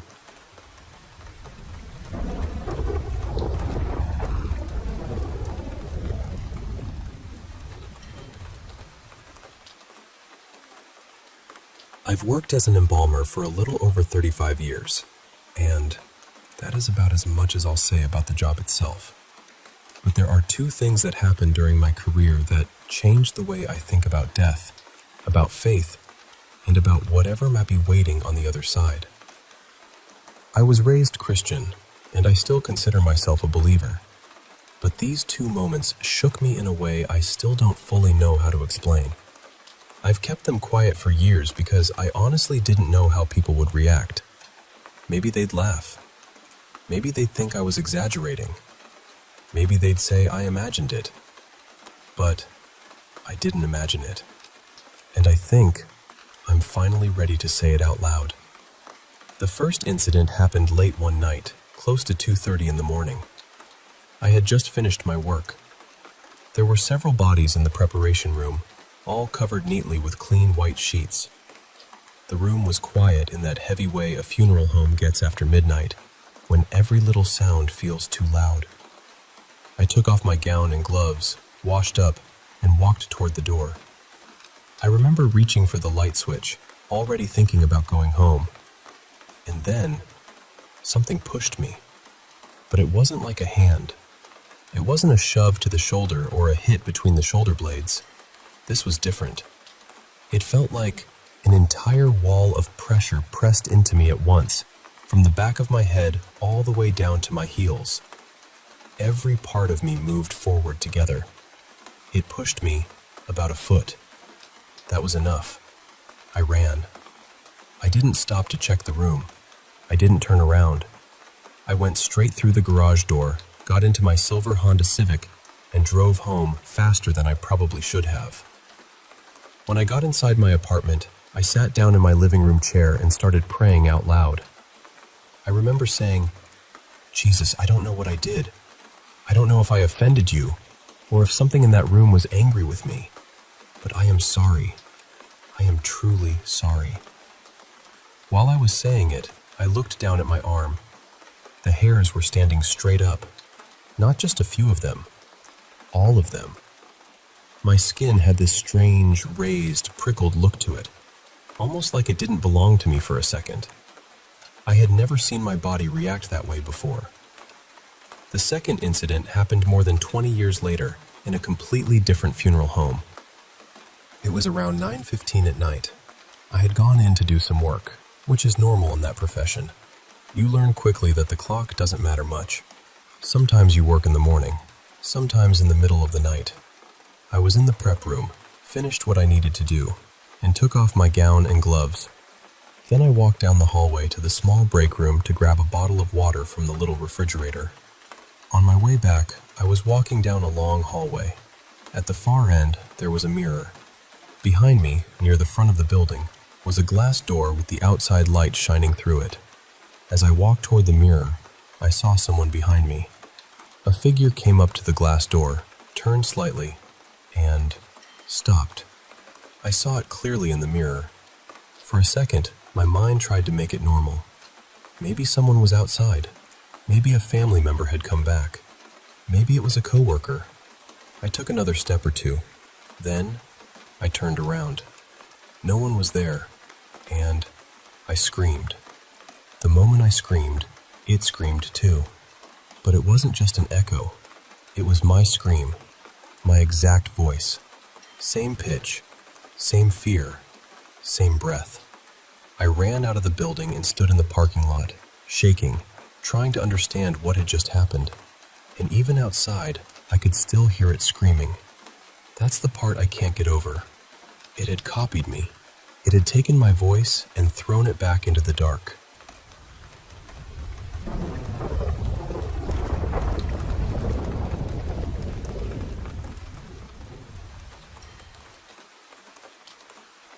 I grew up in a small rural town in northern Maine, the kind of place where the nights are still, the roads are empty, and anything unusual feels twice as strange because nothing much ever happens. About 12 years ago, during one summer, I started noticing these orange lights blinking out in the potato fields. They weren't flashing fast or moving around, at least not from what I could tell. They just sort of pulsed every now and then, calm and bright, like some piece of farm equipment left out after dark. That's what I told myself anyway. One evening, my father and I decided to take the four-wheelers out for a ride. Just the two of us. We rode around for hours, wandering the trails, not paying attention to the time, until suddenly, the sky had gone dark around us. We stopped on the trail to talk about which way we should head home, and that's when I saw one of those orange lights again. It was way off in a field, blinking softly like it had been waiting there. I got excited, honestly. Not much happens up there, so even a strange light in a field felt like a mystery worth chasing. I told my dad I had been seeing those lights around and asked him what he thought it was. He looked at it for a while and said he had never seen anything like that before. He figured maybe it was equipment, but he didn't sound convinced. I told him I wanted to go check it out, and he agreed. So we rode toward it. As we got closer, I started feeling uneasy. I couldn't see any tractor, no machine, no post, nothing that the light could have been attached to. It was just this orange glow, blinking slowly in the dark. The light was about the size of one of those big rubber balls they used to sell in bins at grocery stores when you were a kid. Not tiny, not huge, just big enough that you knew you were looking at something real. Then I realized it was sitting right in the middle of the trail. At the time, I didn't fully process it, but looking back, it couldn't have been there when we first saw it. It must have moved while we were riding toward it, because the spot where we first noticed it was not the same spot where we ended up. And that's when the nervous feeling really sank in. There wouldn't be a random pole in the middle of an ATV trail with an orange light on it. That made no sense. The whole field around us was pitch black, except for two old four-wheelers, each with one foggy headlight, and that glowing orange orb. The stars were faint overhead. Everything else was just darkness, and rows of fields stretching out farther than I could see. We pulled right up to where the light was blinking. It pulsed once in front of us. Then it disappeared. My dad and I shut off the four-wheelers. Everything went dead quiet. I remember asking him, "Where did it go? It was supposed to be right here." We were parked exactly where it had just been. There was nothing there. No equipment, no pole, no reflection. Nothing. Before my dad could answer, he suddenly gasped and said, "Oh crap." I turned and saw it behind us. The orange light had somehow appeared about 10 feet away, off the trail now, floating out in the field. It blinked once, disappeared, then blinked again. Only this time it was closer. Maybe 3 feet closer. Neither of us said anything after that. We both knew right then that it wasn't stationary. It wasn't farm equipment. Something was wrong. And this is the part I still give my dad grief about to this day. He started his four-wheeler and took off, leaving me sitting there alone. I tried to follow him immediately, but I was still learning how to ride a manual four-wheeler, and I stalled it. Twice. I was panicking, trying to get the thing started while knowing that light was somewhere behind me. I looked back one last time. The orange orb was back in the trail, exactly where I had been. That was the worst part. It wasn't just nearby. It was right where I was. I finally got the four-wheeler moving, and I didn't look back again. I just drove as fast as I could until I caught up with my dad, and we went straight home without stopping. When we pulled in, I thought maybe he would laugh and tell me what it really was. Maybe he had figured it out. Maybe he had only acted scared to mess with me. But he got off his four-wheeler fast and headed straight for the house. I called out to him and asked, "What the hell was that?" He didn't turn it into a joke. He didn't explain it away. He just said, "I have no idea, but get in the house." Then he went inside. I was too scared to bring it up again that night. Honestly, I didn't really talk about it with him for years. Even now, he still swears he has no idea what we saw, and he doesn't like talking about it. My dad is a tough, no-nonsense, blue-collar guy, the kind of man who doesn't scare easily. But that night, I saw him scared. I did see the orange blinking light one more time later that summer, in a different field while I was driving past on the main road. After that, I never saw it again. I still don't know what we came across out there, and I really wish someone could tell me.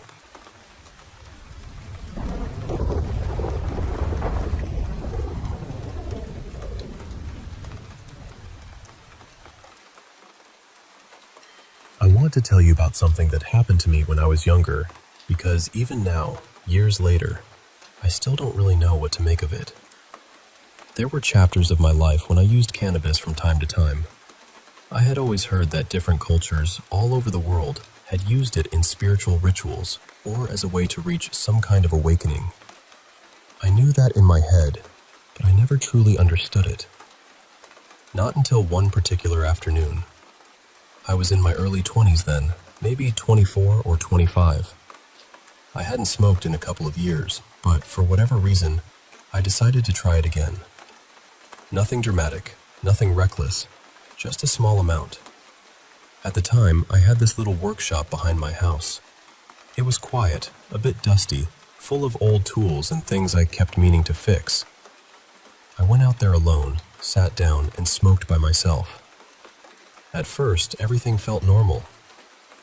Then the air started to change. It was subtle in the beginning, almost like the light had softened. Then this golden shimmer spread across everything, like the whole room had been covered in a thin layer of liquid sunlight. It looked almost unreal, but not frightening. More like the world had slipped on a secret skin. And then I started seeing memories. Not just thinking about them. Seeing them. People I had known, friends who had spent time with me in that workshop, moments I hadn't thought about in years. They began appearing around me. They were laughing, talking, moving silently, like scenes from an old home movie. One moment would dissolve, and another would take its place. Everything had that same warm, golden glow around it. I remember sitting there, watching these pieces of my life play out all around me, and for a little while I was just stunned. It felt beautiful, but it also started to become too much. So I told myself, okay, I need to go inside. I'll take a shower, calm down, and let this pass. But when I stood up, the people from those memories stood up too. That is the part that still makes my stomach tighten when I think about it.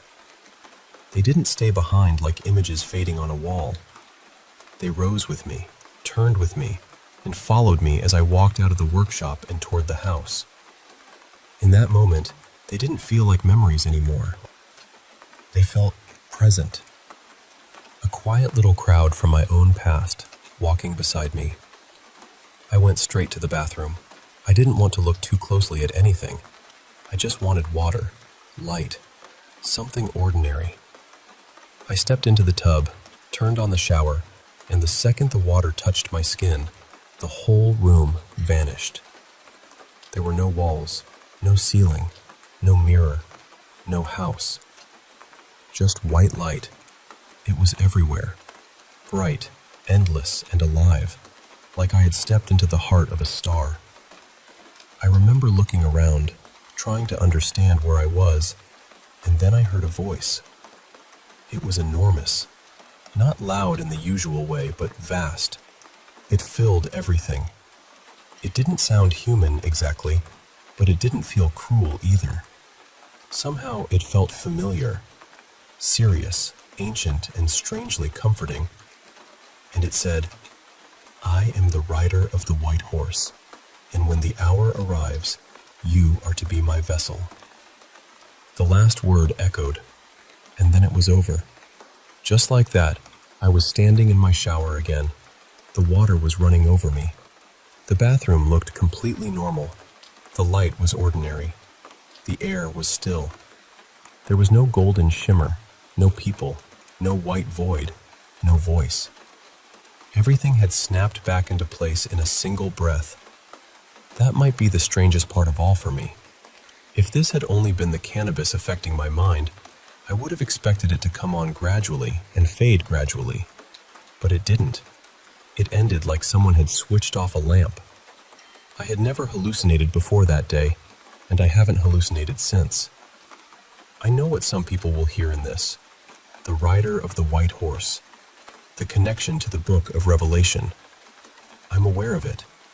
But that only makes it more confusing for me, because I have never considered myself religious. I wasn't raised to obsess over biblical prophecy, and I definitely wasn't sitting there thinking about Revelation in a backyard workshop. So I still wonder about it. Why would my mind create something so specific from a belief system I didn't really follow? Was it just a strange chemical storm in my brain? Was it some buried symbol I had absorbed without realizing it?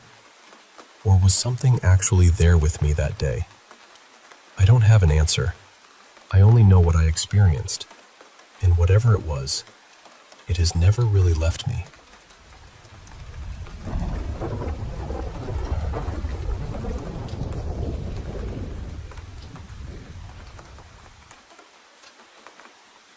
I never really believed in the paranormal.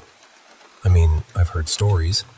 I've listened to people talk about things they couldn't explain, but I always thought there had to be some normal reason behind it. A sound outside, a half-asleep mind, bad timing. But now, after what's happened twice, exactly 1 year apart, on the same date, I'm honestly starting to wonder. I moved into this little bungalow about 2 years ago. Nothing about it seemed strange at first. It was quiet, a bit tucked away. The kind of place where you notice every creak and every gust of wind because there isn't much else going on. The first time it happened was April 12th, 2025. I had fallen asleep in my room with the back door open. I know, not the smartest thing, but it was one of those mild nights, and I didn't think much of it. At some point, I suddenly woke up. Not because of a noise, at least not at first. I just woke up with this horrible, tight feeling in my chest, like my body knew something was wrong before my brain did. I sat up, trying to get my bearings. Then I heard it. A scream. Not a fox scream. Not a person messing around. This was a proper, blood-freezing scream, and it sounded close enough that every part of me went still. I grabbed something to protect myself and just sat there, listening. Then it happened again. Closer. After that, silence. I waited, barely breathing, and then I heard it a third time. This time, It sounded like it came from my garden. I jumped up, slammed the back door shut, locked it, and just stood there with my heart going mad in my chest. Then the scream came again, but farther away this time. I remember thinking, what on earth was that? And then, as if that wasn't enough, every fire alarm in the house suddenly went off at once. There was no smoke, no fire, nothing burning, nothing that could have set them off. They'd never done anything like that before, and they haven't randomly done it since, except for what happened the next year. I turned them off, checked the whole place, and found nothing. That was it for that night. And honestly, after a while, I pushed it out of my mind. Then April 12th, 2026 happened. This was very recent, and the strange part is, I had completely forgotten about the year before, until after everything happened again. That night, I was in my room, but I wasn't asleep. There had been a few burglaries nearby, so I'd been extra careful. I checked all the doors. I made sure the windows were closed. I locked everything. There was no way anyone should have been able to get inside. For a bit of context, there's a stray cat I feed. I call her Millie. She started staying in the house most nights, but I'm certain she wasn't inside at that point. I would have noticed her. Then, out of nowhere, I heard my front door open. I know what my front door sounds like. I know the lock. I know the little shift of the handle and the way it creaks. So I grabbed something again and went to check. And there, sitting in the front room, was Millie. Just sitting there. The front door was closed, and when I checked it, it was locked. I can't explain that. I know I locked it earlier. I know she wasn't in the house, but somehow she was inside. The worst part was the way she looked. She was terrified, completely frozen, staring out the window like something was standing outside. She would not look away. I tried calling her, but she just kept staring. Then the fire alarm went off again, just like the year before. No smoke, no fire, nothing. I turned it off, checked the house, checked the doors again, and everything was locked.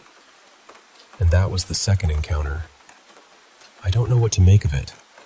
I still don't want to jump straight to ghosts or anything like that. But two strange things happening on the exact same date, 1 year apart, in the same house, with the fire alarms going off both times? That feels harder to ignore. So if anyone knows more about this kind of thing, hauntings, spirits, dates repeating, whatever it might be, I genuinely appreciate hearing your thoughts. Because right now, I'm left wondering what on earth happens here every April 12th.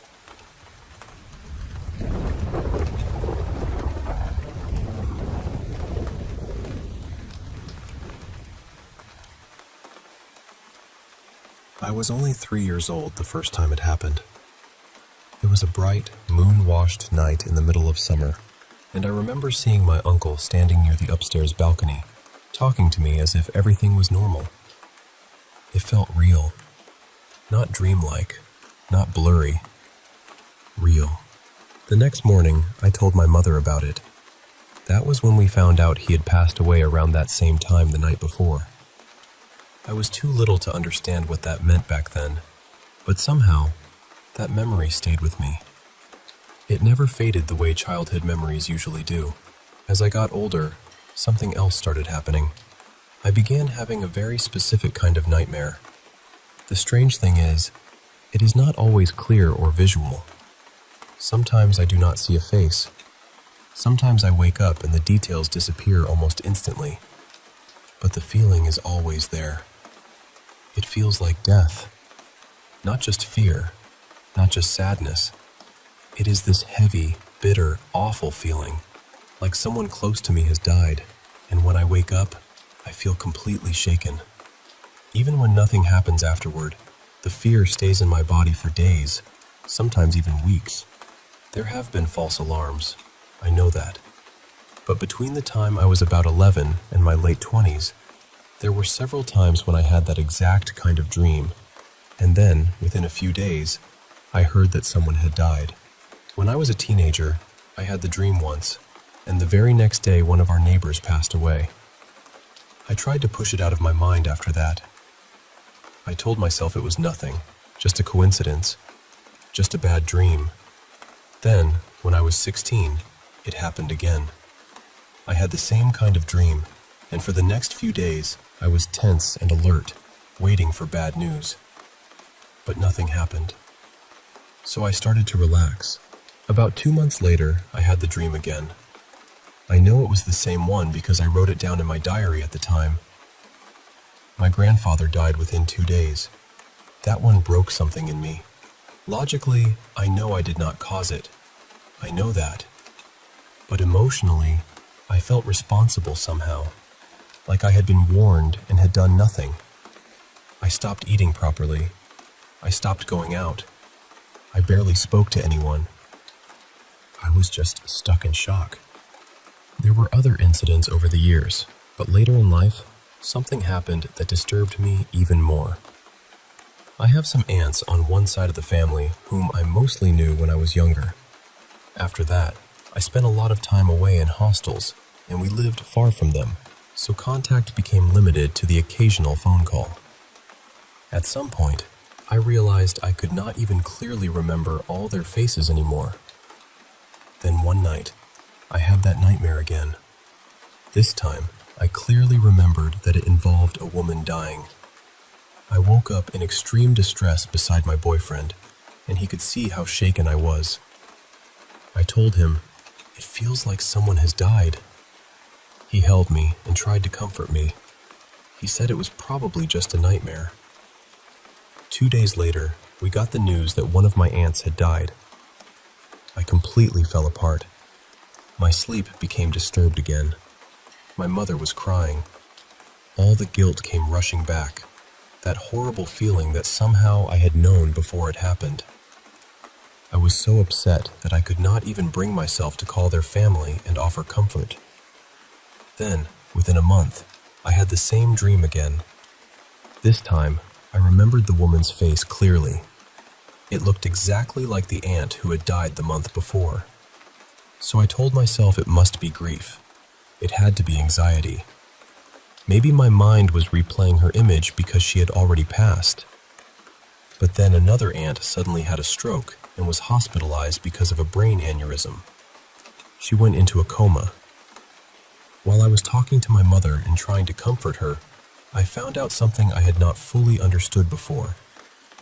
This aunt was the twin sister of the aunt who had died the month before from cardiac arrest. That detail made everything feel unreal, like the floor had tilted beneath me. Even recently, I had another nightmare where I was in a hospital and there were too many relatives gathered there. The next morning, I woke up to the news that my boyfriend's father had suffered a heart attack. Thankfully, he is okay now, but the fear came back immediately. What makes this so hard is that I am not someone who naturally reaches for supernatural explanations. I have a science degree. I work in a scientific field. My mind always tries to find patterns, causes, explanations, something rational to hold on to. But with this, I honestly do not know what to do anymore. Sometimes I feel like I am losing my grip. I have never felt comfortable telling people about this because I know how it sounds. Some people would laugh. Some would dismiss it. Some would say I am connecting unrelated events because I am scared. And maybe I am. I really do not know. But this has happened enough times, over enough years, that it has left me deeply frightened. The worst part is, I do not want this. I do not want to know beforehand if someone is going to die. I do not want to know if something bad is coming.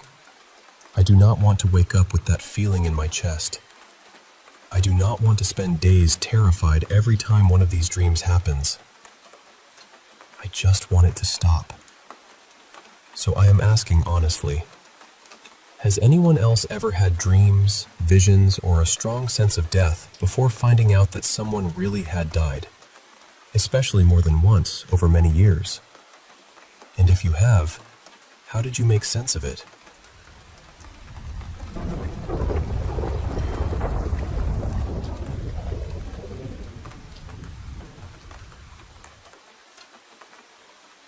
I want to tell you about something that happened when I was in college, because even now, when I think about it, I get this cold, crawling feeling. My boyfriend at the time, Carter, had a grandfather who died by suicide. Before he passed, he left a note addressed to his children. In it, he said that his wife, Carter's grandmother, was the reason he had done it. He also wrote that his kids could do whatever they wanted with the house, as long as she had nothing to do with it. He made it very clear that he did not want her living there. After that, the grandmother moved out pretty quickly, and eventually Carter's family moved into the house. Carter and I were both students then, so during summer and winter breaks, we would stay there with his parents. For a long time, nothing strange happened. The house felt normal. Heavy, maybe, because of what had happened there, but not haunted or anything like that. Then one summer, Carter's grandmother had to stay at the house for a couple of weeks. That was when everything changed. Every morning she would come downstairs exhausted and say she hadn't slept because someone had been standing in her doorway. Other nights, she said the lights kept turning on by themselves and staying on until she got up to turn them off. I'm ashamed to admit this now, but at first, I didn't really believe her. Carter and I thought maybe she was being dramatic, or maybe guilt was messing with her head. We even laughed about it a little, in that uncomfortable way people do when they don't know what else to say. And then one night, it happened to me. Carter and I were sleeping in a little guest cabin behind the house, maybe 30 feet away. It didn't have a bathroom, so if we needed to go, we had to walk back into the main house. Sometime around 1:30 in the morning, I woke up and went inside to use the bathroom. The moment I stepped in, I froze. Every light downstairs was on. Not one lamp, not a hallway light. All of them. The kitchen, the living room, the entryway, the little side room near the stairs. Everything was glowing like somebody had flipped the whole house awake. The only person sleeping downstairs was Carter's grandmother, and as far as I knew, she was asleep. I tried to tell myself there had to be a normal explanation. Maybe Carter had gone in earlier and left them on by accident. So while I was in the bathroom, I texted him, "Did you leave all the lights on downstairs?" Then I came out, and every single light was off. I can't properly describe what that felt like. It was as if the house had blinked. One second, it was lit from end to end, and the next, it was pitch black and waiting. I hadn't heard footsteps. I hadn't heard switches clicking. I hadn't heard a door, a floorboard, anything. And in that house, you would hear someone moving around at night. You absolutely would. I ran. I don't think I have ever moved that fast in my life. I flew out of that house and back to the cabin, shaking so badly I could barely get the words out. I asked Carter two things. First, "Did you leave all the lights on downstairs?" He said no. Then I asked, "Did you go in and turn them off?" He said no again. That was the moment my stomach just dropped. The next morning, I asked his grandmother if she had turned the lights on around 1:30. She said no. I asked if she had turned them off. Again, no. Carter's mom and stepdad said they had been asleep the entire time. After that, I couldn't laugh at the grandmother's stories anymore.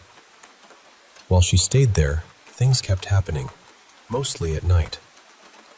She said she saw a man standing in her doorway more than once. She said lights would turn on and stay on until she got out of bed to shut them off herself. And honestly, I believe her now.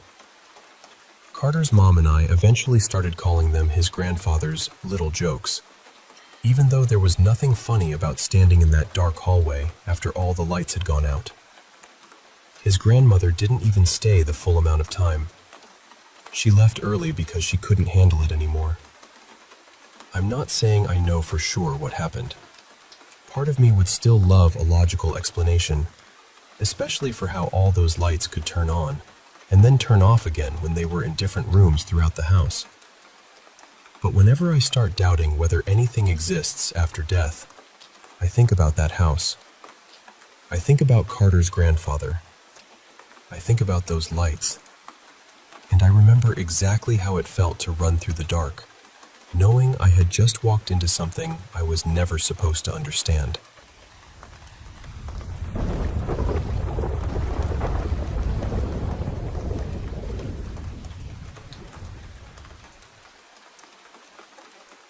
I'm 19 now, but this happened when I was a kid, maybe around 8 or 9.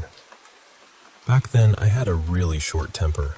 I mean, I could get angry so fast, and for years I never understood why.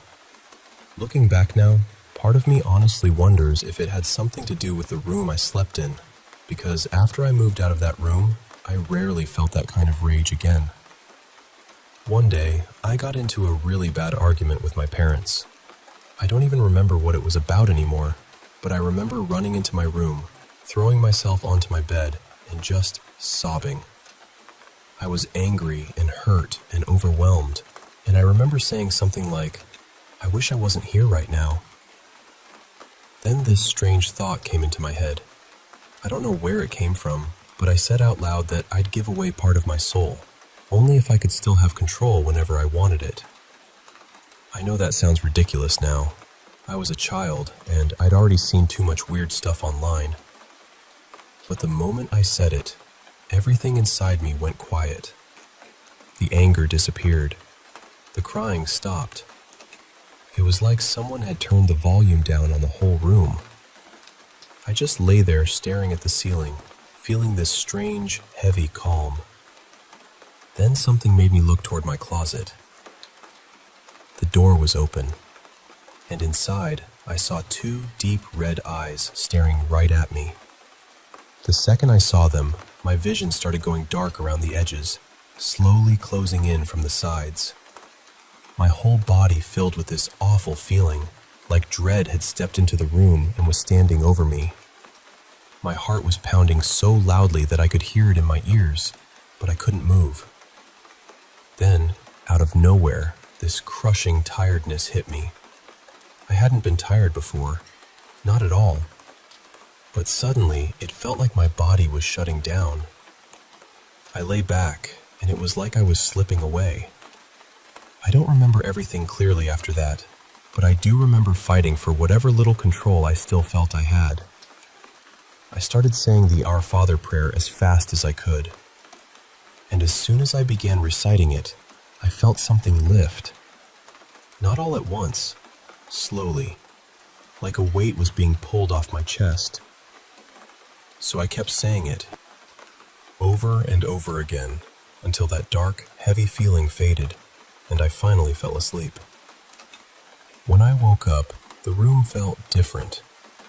Not exactly bad, just strange, unreal. Like waking up from a long nap in the middle of the day, when the light feels wrong and everything around you seems a little disconnected. Not long after that, my older brother Mason moved out of his room, and I took it almost immediately. My old room stayed empty for a while until my grandmother moved in. As far as I know, she never experienced anything in there, but she's very religious in her own way. She keeps crosses around the room, has a picture of Jesus, and always has a Virgin Mary candle on her desk. So maybe that made a difference. I don't know. I've never experienced anything like that again, but I do still feel like I'm sensitive to certain things. And I do believe there's something in our house. It isn't like what I saw that night, though. This one is more like a shadow figure. Everyone in the house has seen it at some point, but none of us really talk about it much. Things get knocked over sometimes, or we hear little noises when nobody's there. But it doesn't bother us or the animals, so we just leave it alone. I also remember something else now. When I was younger and had friends sleep over in that room, more than one of them told me they saw something standing in the corner. At the time, I thought they were just trying to scare me, so I ignored it. But that was before the night with the red eyes. So now when I think back on it, I'm not so sure they were joking.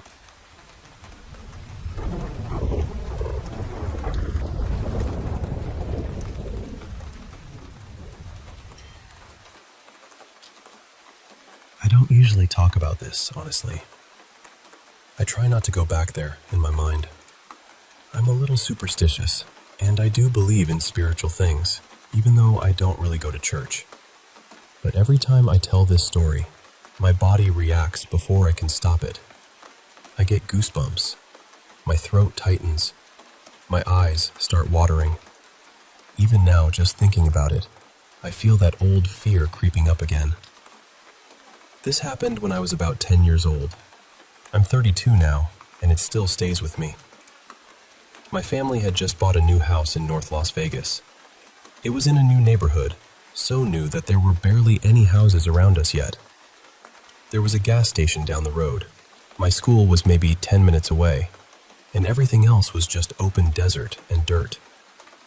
At first, the house looked perfect. Big, clean, bright. The kind of place where a family should feel safe. But from the very beginning, something felt wrong. My parents had also just bought a brand new silver sedan from the dealership. I remember the first day we went to check the house. We walked through it, made sure everything looked fine, and when it was time to leave, the car would not start. A new car, fresh from the lot. My dad took it back to the dealership, and of course, they couldn't find anything wrong with it. At the time, nobody thought much of it. But looking back, I feel like that was the first warning. Once we moved in, things started slowly. I would feel watched. Not in the way where you think someone might be standing nearby. This was heavier than that. It felt hateful. Like something was behind me, staring with anger. And I know people say ghost, but that never felt right to me. It didn't feel like a ghost. It felt darker.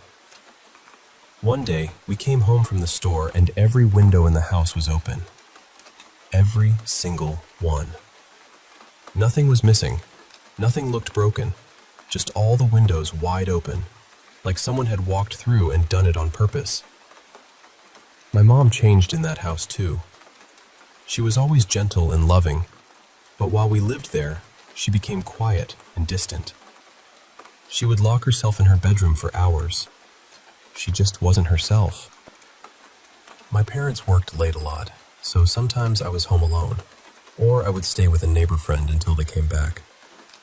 One evening, I was by myself in the back living room, the one connected to the kitchen and near the backyard. I was watching TV, trying to relax. Then I heard the upstairs toilet flush. I froze. I knew nobody else was home. I grabbed a blanket and hid underneath it on the couch. Then I heard the bathroom cabinet shut. It had one of those doors that slammed loudly if you let it go, and that sound came from upstairs clear as anything. I stayed under the blanket until I guess I fell asleep. The next thing I remember is my parents waking me up. And the strange thing is, we still had happy moments there. We had pool parties. Friends came over.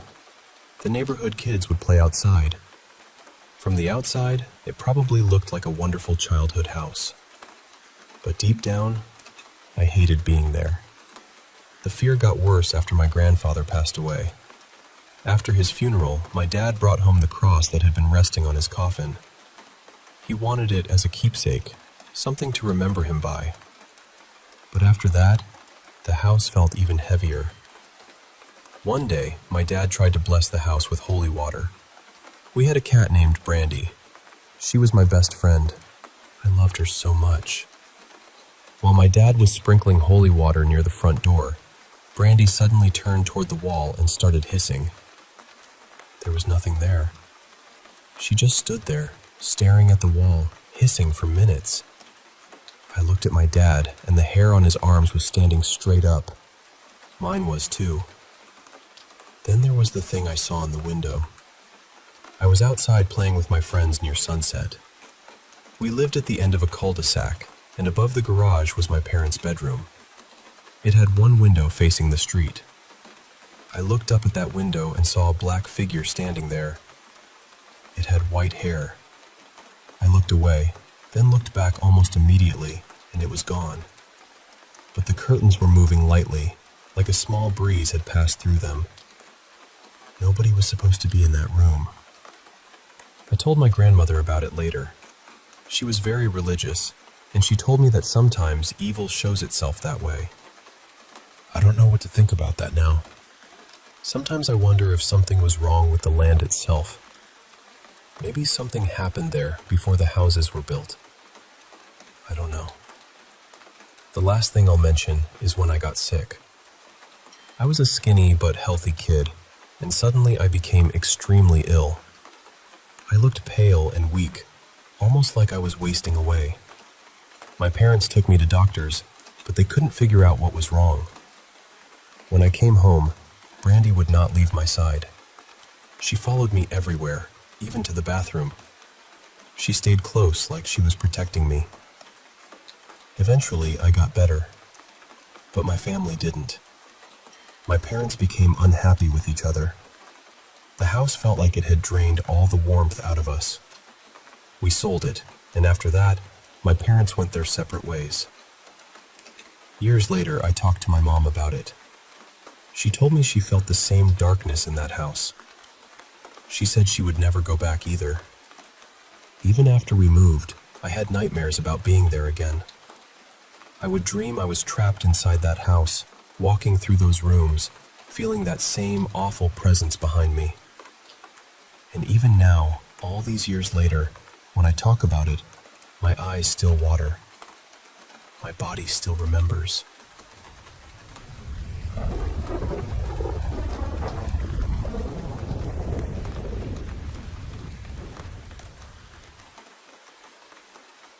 Late one night, close to midnight, my friend Micah and I were driving through this heavily wooded mountain area. We weren't going anywhere specific. We were just wandering, looking for unfamiliar back roads, the kind that feel a little hidden from the rest of the world. Eventually, we found one that looked perfect. Thick trees pressing in on both sides, no painted centerline, no houses nearby, just this narrow road climbing up into the dark. We'd been on it for maybe 10 or 15 minutes, and I remember clearly that we were going uphill because Micah kept shifting gears to keep the car from struggling. Then, out of nowhere, I started to feel strange. Not scared exactly, not at first, just uneasy, like the air inside the car had changed. I told Micah, and we both laughed because it sounded ridiculous. We made some joke about the road being cursed or haunted, just trying to shake it off. Then our headlights caught a bright yellow sign. It said, 1,000 feet, road ends. That made the feeling worse.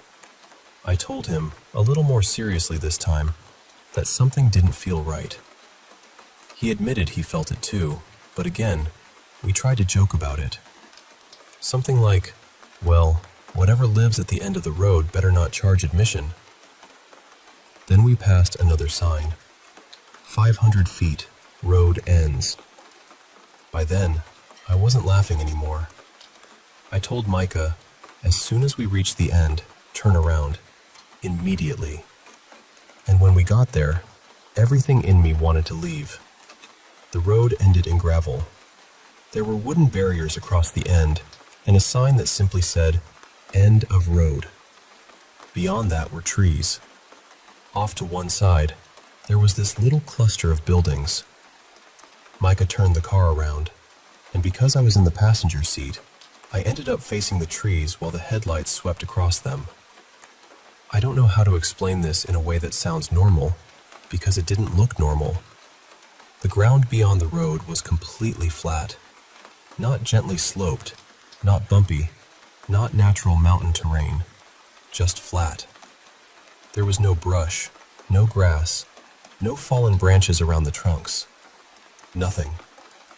The trees themselves were thin, pale, and all spaced apart at the exact same distance, like someone had measured them with a ruler.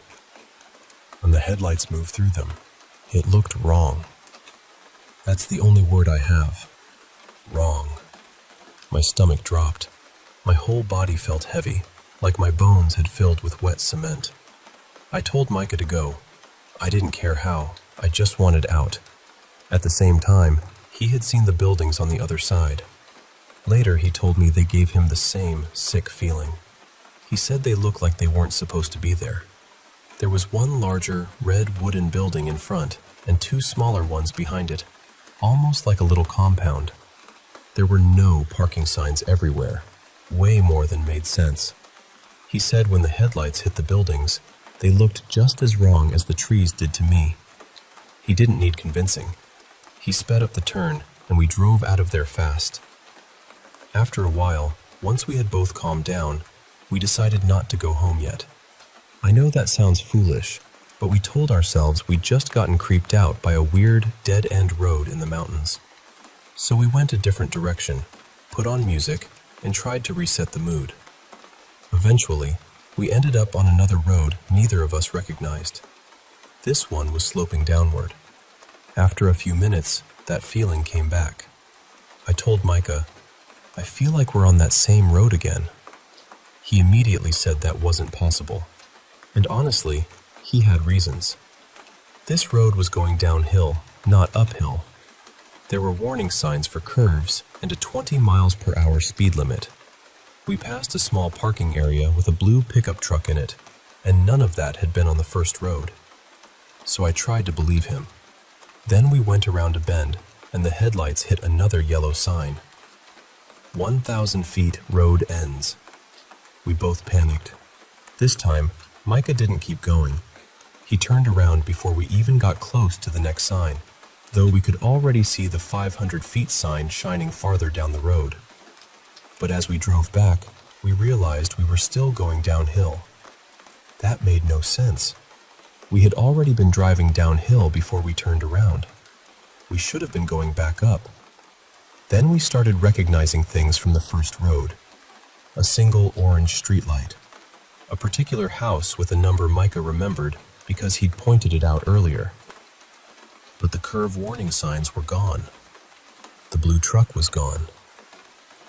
The road had changed again, or we had, or something had folded over itself in a way roads are not supposed to do. We stopped talking much after that. We just drove home. Neither of us is especially superstitious. We're not the kind of people who jump to ghosts or portals or anything like that. But we both felt the same awful wrongness on that road before we'd even really discussed it. We both saw different parts of it and had the same reaction. I still don't know what happened that night. Maybe there's some ordinary explanation. Maybe there isn't. All I know is that road felt like it didn't want us there, and the second time we saw that sign, it felt like it had found us again.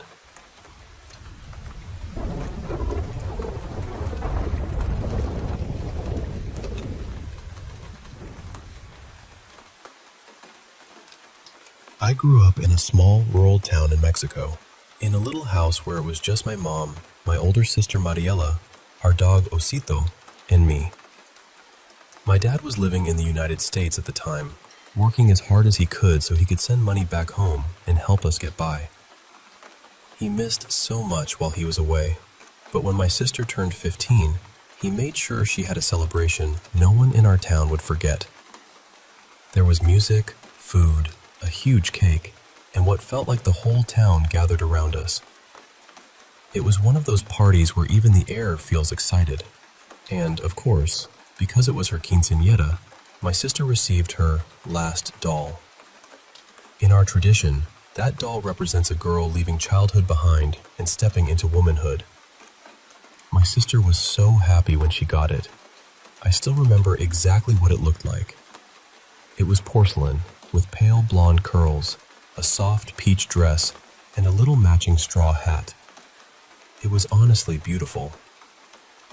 My sister and I shared a bedroom back then, and after the party was over, she brought the doll into our room and placed it beside her like it was something precious. I wanted so badly to touch it, but she wouldn't let me. Not even once. The next morning, she made her bed the way she always did, arranging her stuffed animals and dolls carefully. Then she placed the porcelain doll right in the center, like it was the queen of the whole room. For a few weeks, nothing strange happened. Every morning, my sister followed the same little routine. She made her bed, lined up her toys, and placed the doll in the middle. I watched from a distance, still wanting to touch it. Then one day, when my sister was out of the house, I decided I was finally going to do it. I walked over to the bed and touched the doll's face. Her porcelain skin was cold and smooth. I ran my fingers through her blonde curls and even adjusted her tiny hat. And then, the room got quiet. Not normal quiet, heavy quiet. I remember staring into her eyes, and I don't really know why. There was something empty about them, something that made my stomach tighten. I suddenly felt like I had done something I wasn't supposed to do. So I put her back exactly where she had been and left the room. That night, I went to bed like always. I said goodnight to my sister, and she had already moved all her toys down beside the bed, the way she usually did. Sometime while I was sleeping, I started dreaming about the doll. In the dream, she was looking straight at me. Her eyes were hollow, not angry, not sad, just empty. And somehow that was worse. I wanted to scream, but I couldn't. I wanted to run, but my body wouldn't move. I kept trying to wake myself up, trying so hard, but I couldn't. When I finally opened my eyes, I still couldn't move. I tried to scream, but nothing came out.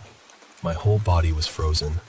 I could see the room around me, but I couldn't lift a finger. I don't know how long it lasted. It felt like forever. Then, suddenly, I could move again. And when I did, I looked down and saw the doll on the floor. She was facing me, just sitting there, staring. I ran out of that room so fast and went straight to my mom's bed. I stayed there the rest of the night. The next morning, I was terrified to go back into our room, but I did. When I walked in, my sister was arranging her toys again. Only this time, she didn't put the doll in the center of the bed. She picked it up, turned it around, and placed it somewhere else in the room. We didn't say anything to each other, but I knew. I knew she was scared too. For months after that, I hated being alone in that bedroom. The doll would show up in different spots around the room, and my sister always thought I was the one moving it. I would cry and tell her I only touched her that one time, but I was still the one who got blamed. Once, I was outside on the swing, and I swear I saw the doll watching me from near the house. I jumped off and ran back inside, only to find her sitting perfectly on my sister's bed. After a while, we stopped talking about it. We never told my mom. Years passed, and somehow we just learned to live with it. I refused to touch the doll again. I tried not to even look at her. Eventually, my family moved to the United States, and we left that doll behind in the old house. When my sister and I became adults, we finally talked about it. She told me she had dreamed about the doll too. She remembered the same thing I did, those empty eyes. She also admitted that the doll would end up in places where she knew she hadn't put it. At first, she really did think it was me, but now, looking back, she says she always knew something else was moving that doll. When we visit that old house now and stay in that room, we don't touch her. We turn her around and we leave her where she is, because that room feels like it belongs to her now. That is her space.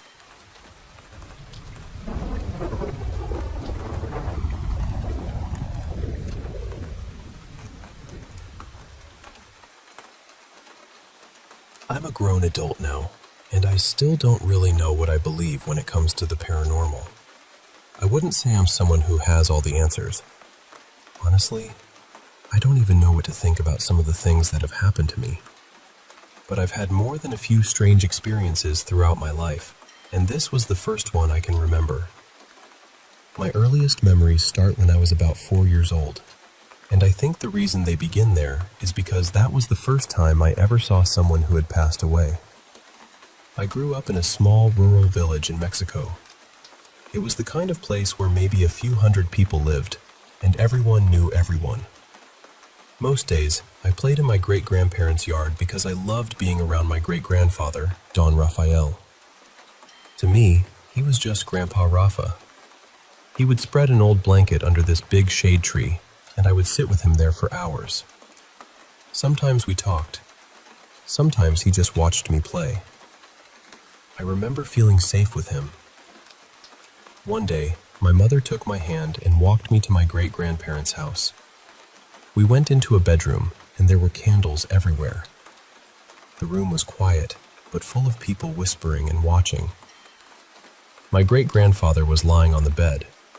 I sat beside him and looked at him. I remember not being scared. I didn't understand what was happening. I didn't understand why everyone was so serious, or why they were looking at me the way they were. After that, life seemed to keep going, at least for me. I still went outside to the tree. I still talked to Grandpa Rafa there. One afternoon, I came running into the kitchen, so excited I could barely hold still. My mom was washing dishes, and I opened my hands in front of her. I told her, "Look, Grandpa gave me candy." There was candy in my palms, a lot of it. Bright little wrapped pieces, the kind children treasure like tiny jewels. My mother took one from my hand and smiled, but later she told me that smile was only for me. Inside, she felt something turn cold. The next day, I was heading outside again, and she asked me where I was going. I told her, "Grandpa is waiting for me under the tree." At first, my mother thought maybe he had come to say goodbye. She knew how close we were. She thought maybe, somehow, he was giving me comfort, or maybe I was giving him peace. But it didn't stop. For weeks, I kept going to that tree. I would lie there in the shade and talk as if someone was sitting right beside me. My mom tried to explain that he had died, but I would point and say, "No, he's there, look." That's when she started to worry. She said she began speaking out loud to him, telling him that if it was really him, he needed to move on and let me be. But nothing changed. Then she started to wonder if maybe it wasn't him at all. Eventually, she called a priest. He came to the house, blessed me, blessed the tree, and blessed the rooms. I don't know if that's what made it stop, but soon after, I stopped talking about Grandpa Rafa, and I wasn't allowed to go near that tree anymore. Years passed. When I was about 12, I went to the local market to buy sweets.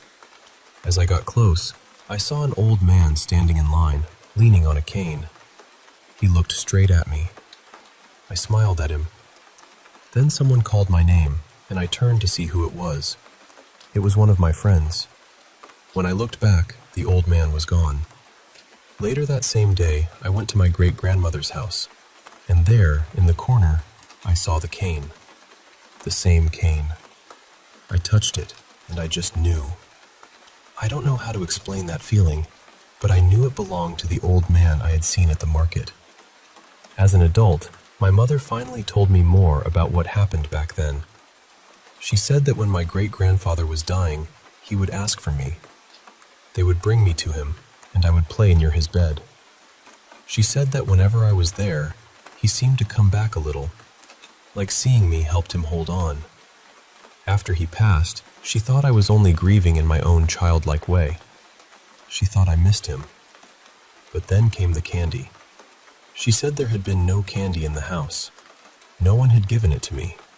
And when I said Grandpa gave it to me, she played along because she didn't want to frighten me.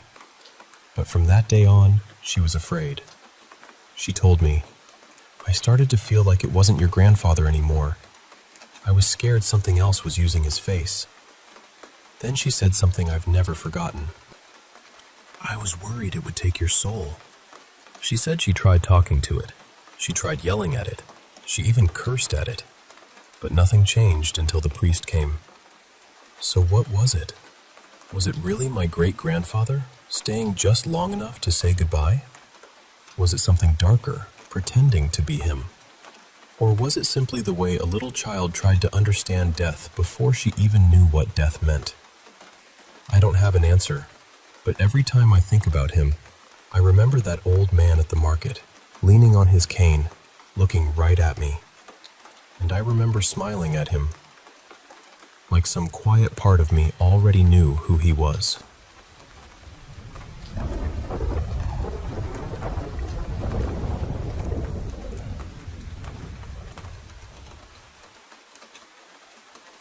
I think I was about 6 when this happened, maybe a little younger, and it's one of those memories that has never really loosened its grip on me. It was at my grandparents' house. I stayed there pretty often back then, usually when my mom had to work late or leave early for something the next morning. That night started completely normal. Nothing felt strange. I went to bed, fell asleep, and that should have been the end of it. But sometime in the middle of the night, I woke up. I don't know why, but I suddenly felt like I needed to look out the window. My room was on the 2nd floor, so I got up, went over, and looked outside. My grandparents lived next to an old 4-H camp, and there was a narrow lane that led up to the gate. Right there, under one of the streetlights, was a man. Or at least, I thought it was a man. He was tall and very thin, wearing an old-fashioned coat. Not exactly a trench coat, but something in that family. He also had this long, drooping stocking cap on, the kind that hangs down the back with a little ball at the end. I remember it had stripes, though I can't remember the colors anymore. He had a huge, overstuffed pack on his back, and he was doing something with his hands. I couldn't see what. It looked like he was fiddling with something invisible, or working on some tiny object I couldn't make out. And I just stood there staring. I don't know how long it lasted.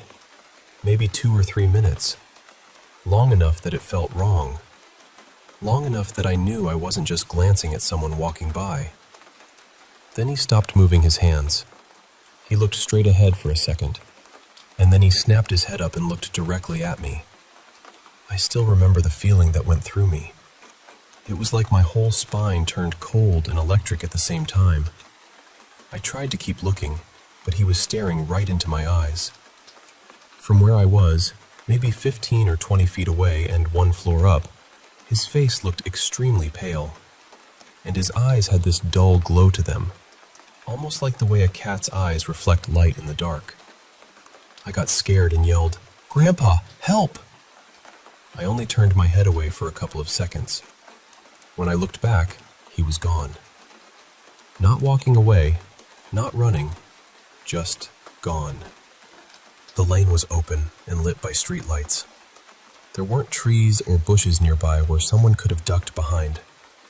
I looked everywhere, but there was nothing. My grandpa came running in, and I told him what I'd seen. He looked out the window, then went outside to check around. When he came back, he said there wasn't anyone there. Just the lane, the camp gate, and the empty night. He could tell I was still shaken, so he let me sleep in his room. He made me a little bed out of blankets on the floor beneath the skylight. I remember lying there, still wide awake, trying to calm down.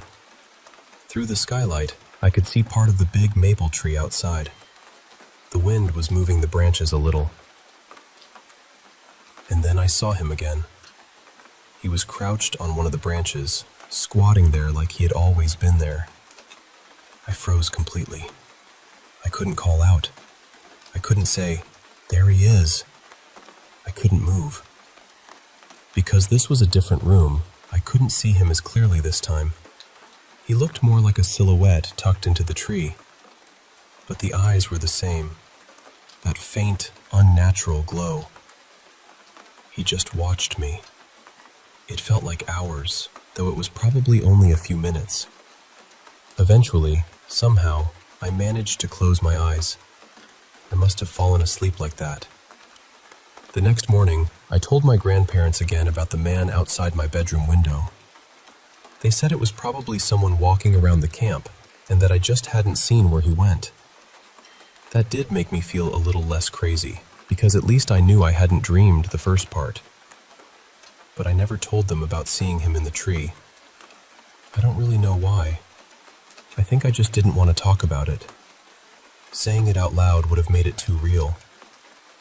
Over the years, that memory kept coming back, especially when people talked about strange events or paranormal encounters. I've tried looking into it, but I've never found anything that really matches. It wasn't a hat man thing. There was no fedora, no brimmed hat, nothing like that. It didn't feel evil exactly, just strange, ancient maybe, out of place.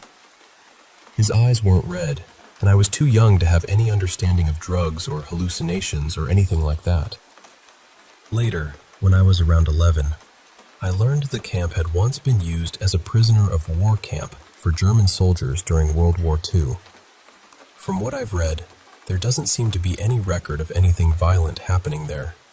Supposedly, the men worked on farms nearby and were released after the war. So I don't know if that history has anything to do with what I saw. As an adult, I've asked my grandpa if he remembers that night. He always says yes.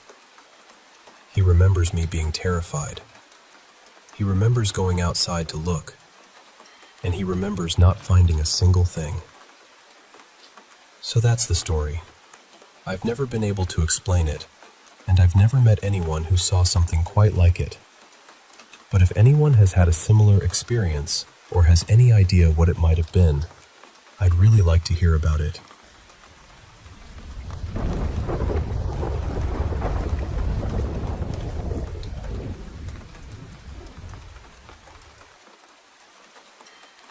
I went on a choir tour through Spain and southern France back in 2007. We began in Madrid and eventually made our way toward Toulouse and the Occitanie region. But the experience I still think about most happened in Lourdes, France. Even before we got there, while we were still in Spain, I kept having these strange moments of déjà vu. Not just little flickers either. They felt more like memories brushing up against me from somewhere I couldn't quite name. One of the oddest moments was at the Cathedral of Burgos. As our guide walked us through, I found myself talking with her about the church as if I already knew it. The layout, the details, the feeling of the place. It all felt strangely familiar. At the end of the tour, she looked at me and said, "You know a lot." The next day, a few people from our group who hadn't paid for the tour wanted to see it, so I took them back and basically gave them the same tour myself. I knew where to stop, what to point out, even the order she had done it in. It felt effortless, which made it even more unsettling. But the clearest paranormal experience of the trip happened later, in Lourdes. Lourdes is a small town in southwest France, best known for Saint Bernadette, a teenage shepherd girl who said she saw visions of the Virgin Mary in 1858. On our first day there, our guide mentioned that long before it became a Christian pilgrimage site, Lourdes had been a Roman outpost, and there had once been a temple connected to a water goddess. That detail stayed with me, because Lourdes is full of water imagery. Everywhere you turn, there's water. Holy water, bottles shaped like Mary, streams of pilgrims moving through the town, the baths where people go hoping for healing. It's as if the whole place is flowing. And people really do come there for healing. You see groups of sick pilgrims everywhere, many in wheelchairs, some on stretchers. The most important place is the grotto, where Bernadette had her visions, with the church built above it. I'm not Catholic, but the story of the place had drawn me in. I wanted to go down to the grotto and just feel it for myself. When I arrived, I couldn't go in right away because it was the scheduled time for people on stretchers. In front of the grotto, there was an open space, then several rows of benches, then more space behind them, all enclosed by fencing. Most of the center benches were full, so I found a place at the very back, near the fence, and sat down to wait.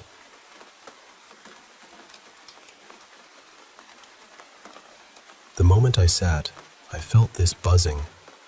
At first it was subtle, but then it grew stronger and stronger until it felt like it was moving through my whole body. The pressure became so intense that my head was pushed downward toward my knees. From the outside, I probably looked like I was praying or genuflecting, but I wasn't doing it on purpose.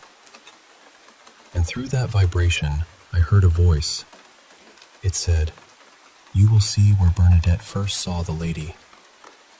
I didn't know what to do with that. I'm usually skeptical of things like that, even when they happen to me. So I just held the thought gently and waited. A little while later, the stretchers were moved out of the area, and people began lining up from the center benches to enter the grotto. I moved forward and sat on one of those benches, starting at the left side.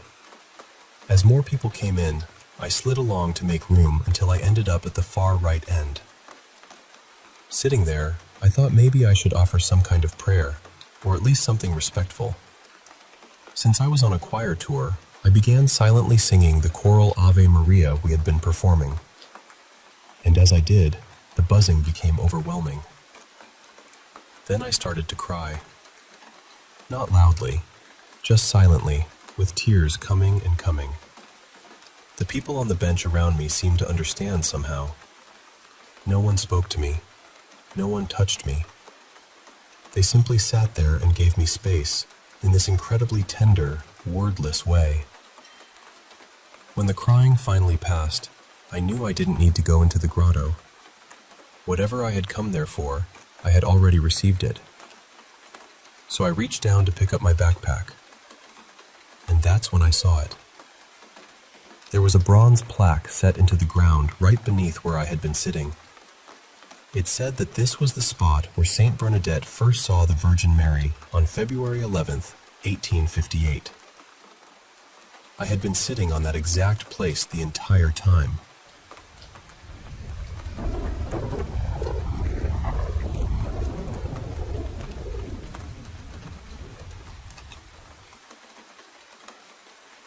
I've basically lived in the same house my whole life. My parents built it when I was little, and it's just this normal suburban house in the ACT in Australia. Nothing dramatic, nothing old and crumbling. It was built on cleared farm paddocks, so you wouldn't really expect it to have any kind of history clinging to it. But even so, over the years, strange things have come and gone there. My grandmother, Grace, was always spiritually sensitive. She had seen ghosts before, and she believed in helping them move on. My mom, Michelle, is sensitive too, but she doesn't like admitting it. She'll acknowledge just enough to say, "Yes, something is there," and then she'll shut the door on the whole idea. Me, I've never actually seen anything clearly, which is funny because there were times I wanted to, especially in places that were supposed to be haunted. But I've always been able to sense things and hear things really clearly. The worst experience happened when I was about 10. I was in my bedroom at night. My bed was pushed up against the wall on one side, and I was lying facing the wall because that was my rule. I didn't want to roll over and see something standing there if something happened to be there. I wasn't asleep. I wasn't even close to drifting off. Then suddenly, I felt this huge, dark presence behind me. It wasn't like getting chills. It wasn't that prickly feeling people talk about. It was heavier than that. It felt physical, almost warm in this smoky, suffocating way, and the whole room seemed to go silent around it. Like all the ordinary nighttime sounds had been swallowed. I knew, instantly, that whatever it was bad. I didn't feel it staring at me exactly, but I knew it was focused on me, and I knew it hated me. Not in a vague way, it felt personal. After a few seconds, I managed to call out for my mom. It came out weak because I was terrified, but I yelled as loudly as I could. The second I did, the force of it faded a little. Not gone, just less intense. It was like the main weight of it pulled back, but this thick residue stayed in the air around my voice and around my bed. I could still feel it there, and I had this awful awareness that it knew I knew it was there. My mom didn't get up right away. She was a couple of rooms away, and I could hear her calling back to me, not really understanding how scared I was. And somehow, that thing seemed almost amused. It didn't move at first. It just stayed there while I kept calling for her, refusing to turn around, refusing to look. Then slowly, it began to drift away. Not walk, not vanish, It sort of slid out of the room, like smoke pulling itself through a crack. By the time my mom actually got to me, it was gone. There was nothing left for anyone else to sense. No chill, no weird atmosphere. Just me, absolutely shaken. That was the scariest thing that ever happened to me in that house. But it wasn't the only thing. There were others I used to call the roommates. Growing up, I always had the sense that there were maybe 3 or 4 different presences around the house. One of them hated me being in the lounge room at night. That room always felt wrong after dark. Once, when I was about 11, I had a friend sleep over. He was lying on the couch bed in the lounge room, watching TV, and he saw a hand reflected in the screen. It looked like it was reaching over the back of the couch. Nobody else was in the room with him. Then there were 2 others that felt more spread out through the house. They weren't as aggressive. They were just there. I'd hear footsteps at night, heavy enough to make the carpet shift and crinkle. I'd get that feeling of something moving around outside my bedroom door. It made me avoid leaving my room at night, and when I did have to go out, I'd rush. My mom always brushed it off. But later, after my parents moved out and I started renting the house from them, the roommates became more noticeable. They'd bang on walls, or they'd send out these strange little pulses in the atmosphere, just enough to grab my attention. And weirdly, it was usually helpful. Like if I'd left a stove knob turned on, I'd hear a sudden knock from a part of the house that never made noise. If I had a window open and was about to leave, something would pull my attention toward it. It was never in places with wiring or pipes or anything that could easily explain it. Eventually, I started joking out loud that their rent was keeping me from burning the house down or getting kicked out. I'd tell them, "You know, if I lose this place, you're homeless too." I never felt like they were good, exactly, but they didn't feel evil either. Then, at one point, the energy in the house started changing. There were more negative things around, things that made me feel afraid before I even opened a door. I'd stand in the hallway and just know something was on the other side. Certain rooms felt like something was waiting in them, not just present, but hunting. That was different. When I told my mom, she said I should sage the house. So I did. I went through the whole place and saged every room. And after that, the roommates were gone. All of them. Even the nasty one in the lounge room.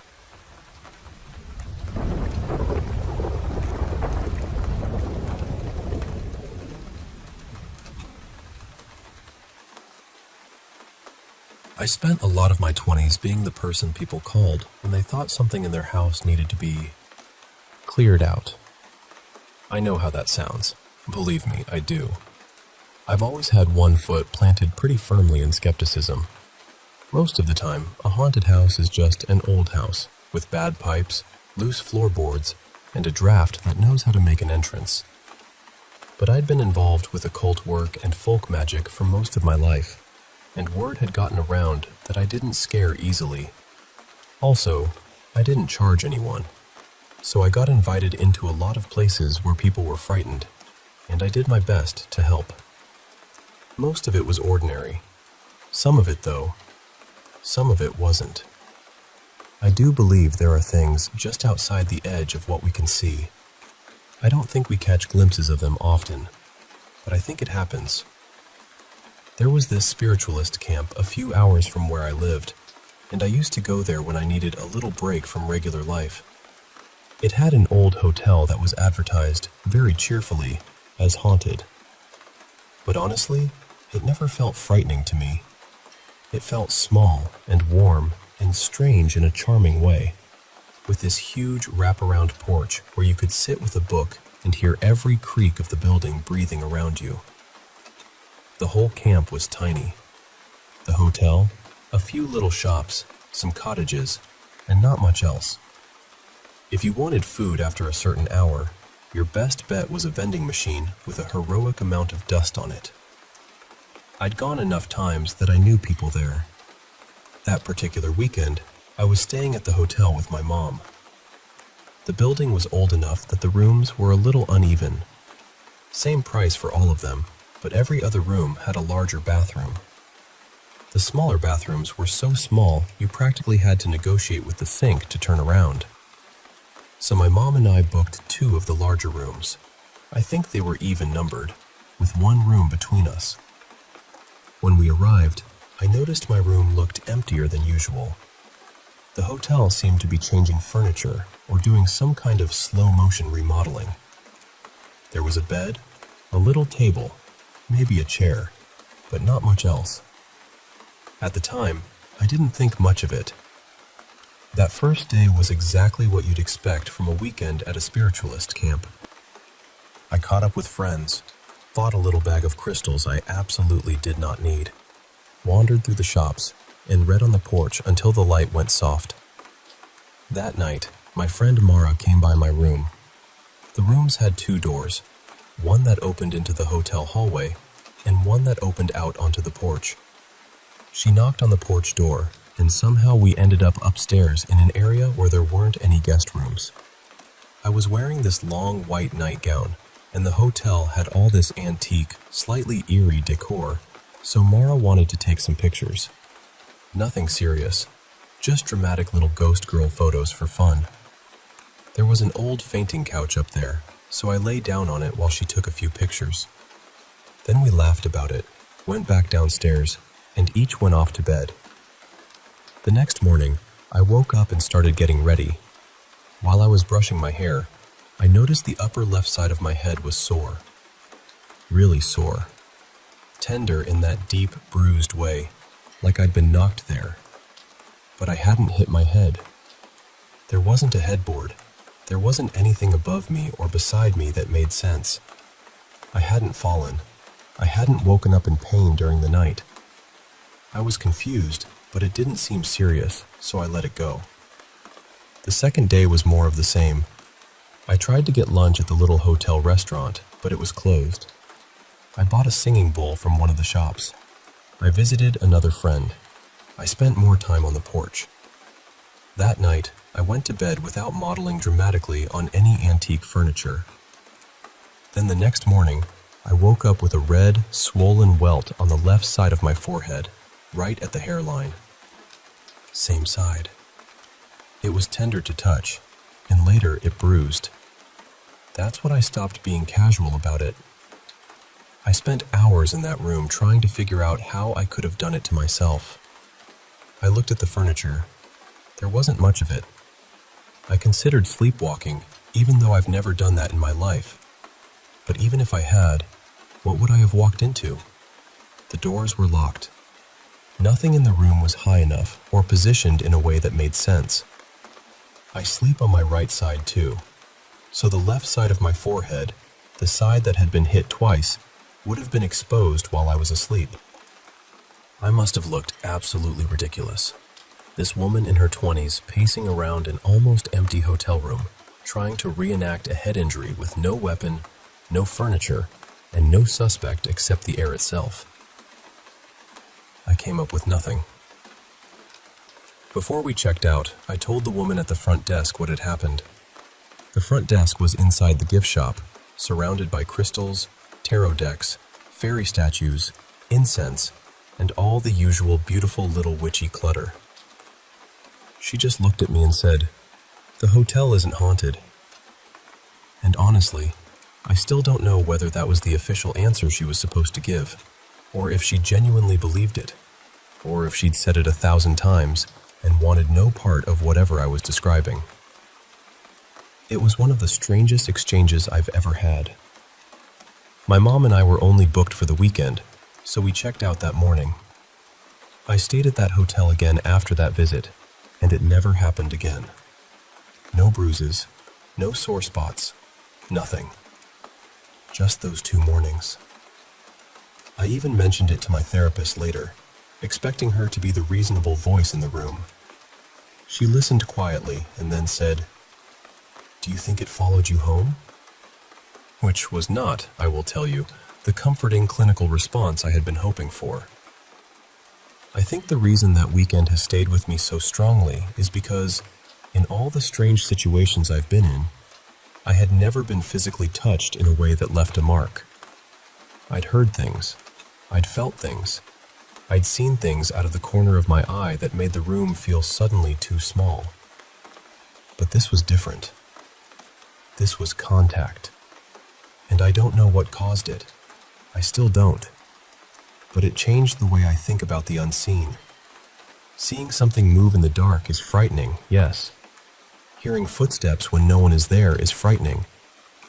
But being asleep, completely vulnerable, and waking up marked by something you can't explain? That message landed very clearly. Whatever it was, it wanted me to know it could reach me.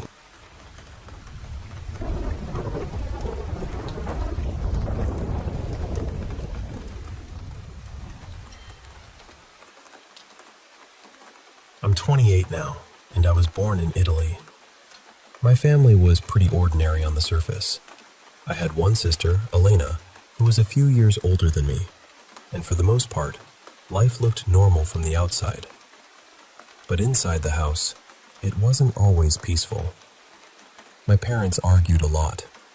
It never became physical, thankfully, but there was plenty of shouting, insults, and tension hanging in the air. So my sister and I both learned early on that being outside was easier than being home. That's important, because it explains why I spent so much time at my cousin's place when I was younger. And it's also worth saying that my sister and I were completely different when it came to anything paranormal. She loved that stuff. She wanted something strange to happen to her. She wanted a story. Me? Absolutely not. Give me true crime, serial killers, dangerous people, whatever. I can handle that. But ghosts, spirits, things you can't explain? No, thank you. Which is funny because for some reason, those things kept happening to me. Never to her. The first place where it really started was my cousin Marco's house. I spent a lot of time there from around 12 or 13 until I was about 18. Sometimes I stayed for days, sometimes weeks. Anything to avoid being home during the worst of the arguments. His house wasn't really just a house. It was more like a villa.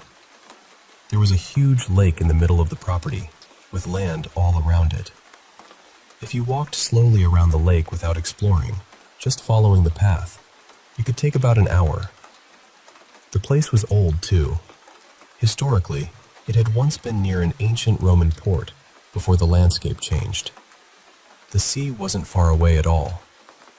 The house itself had 2 floors, and when we were younger, my cousins and I always slept in the same room. It didn't matter if we had to bring in extra beds or squeeze together. The house was big, isolated, and surrounded by darkness at night. None of us wanted to sleep alone. At first, nothing happened. Then, when I was 13, I had my first experience. That night, there were 4 of us sleeping in the room. Me, my younger cousin Luca, my older cousin Marco, and my aunt. It was a completely normal night. Nothing strange before bed. No weird feelings. No bad atmosphere.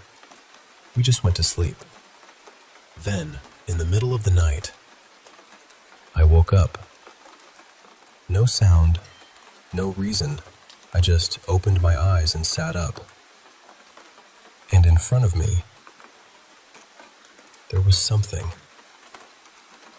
I call it something because I still don't really know how to describe it. It didn't have a clear face or a solid shape.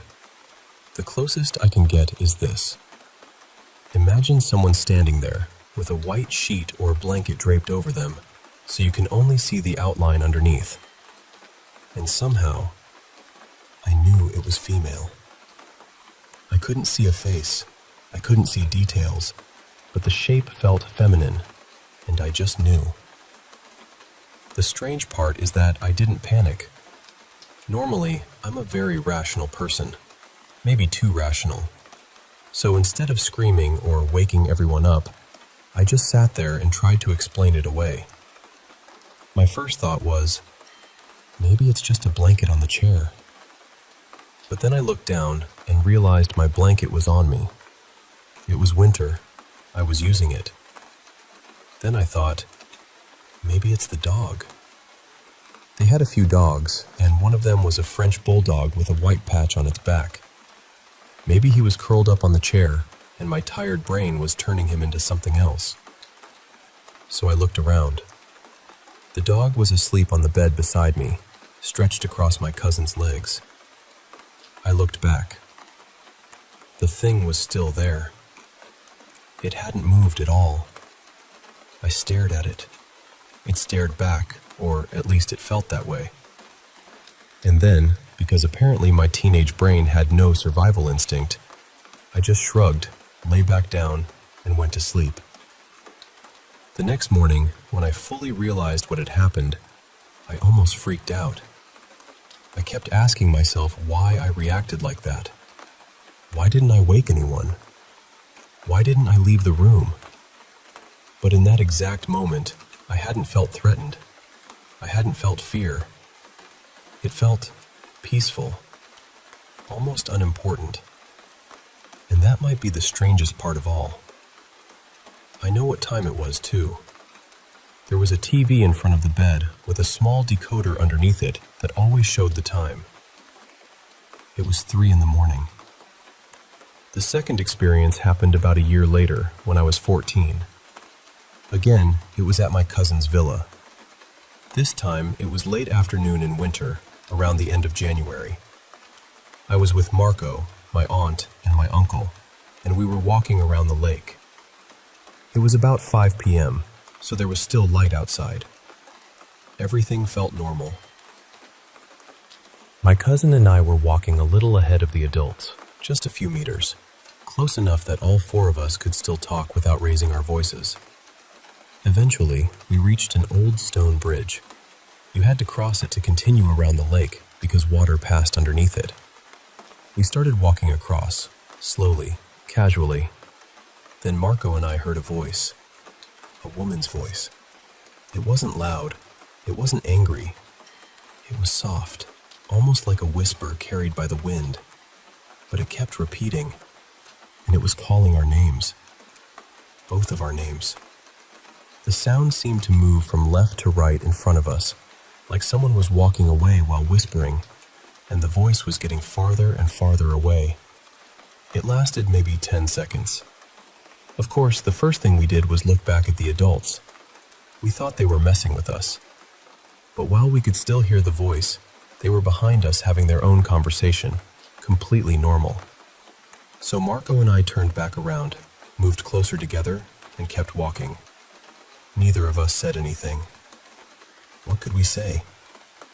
By the time we reached the end of the bridge, the voice had faded. Maybe 5 seconds later, my aunt called out from behind us. She asked why we hadn't stopped the old man in front of us. But there had been no old man. She said an elderly man had walked right in front of us, crossing from left to right. She described him as wearing strange clothes, old-fashioned, like from another time. The moment she said that, Marco and I ran off the bridge to see if we could find him. There was nobody. No footsteps. No movement. Nothing. And that area made it almost impossible for someone to disappear normally. At the end of the bridge, there was grass and the path continuing forward.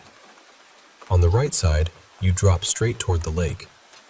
On the left, there was a little land, but then a stone wall surrounded the property. It was about 8 or 9 meters tall, covered in bushes and branches. Anyone trying to climb or push through it would have made a lot of noise. We told the adults about the woman's voice. They hadn't heard it. They told us about the old man. We hadn't seen him. And after that, we just finished the walk and never really talked about it again. The third experience was absolutely our fault, because we were teenagers, and teenagers are experts at opening doors they shouldn't even knock on. It was Halloween night. I was 16. Same property, same cousin, same general area. At the time, we had gotten really into Dungeons and Dragons and tabletop role-playing games. So, naturally, we decided Halloween would be the perfect night to do something scary. There was an old Merle building on the property that we called the Towers.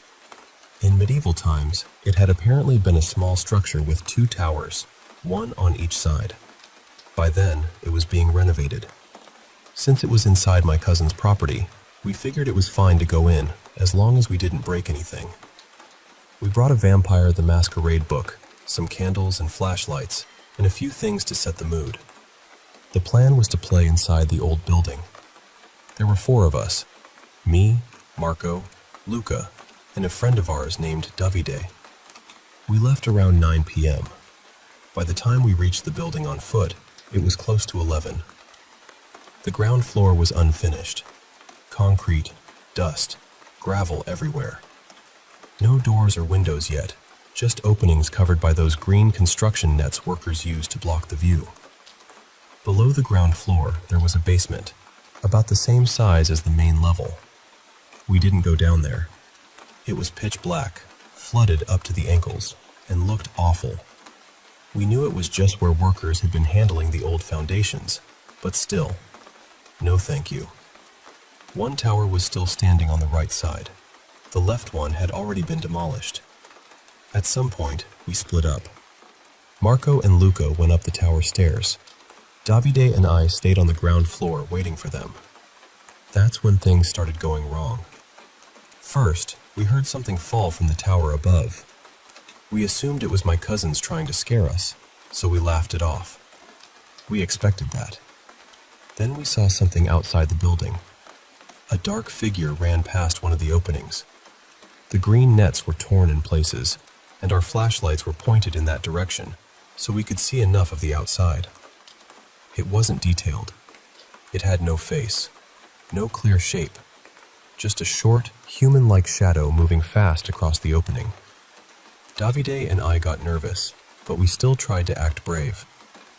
Then something else fell from the tower.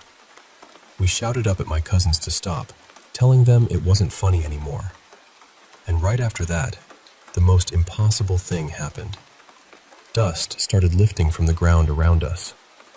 Then footprints began appearing in the dust. Not old footprints, new ones. Right in front of us.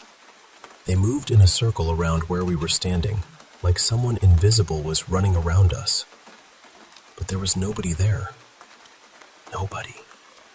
We could see the footprints forming one after another. We could see the dust moving. That was enough. Davide and I ran out of the building, terrified, and waited outside for my cousins.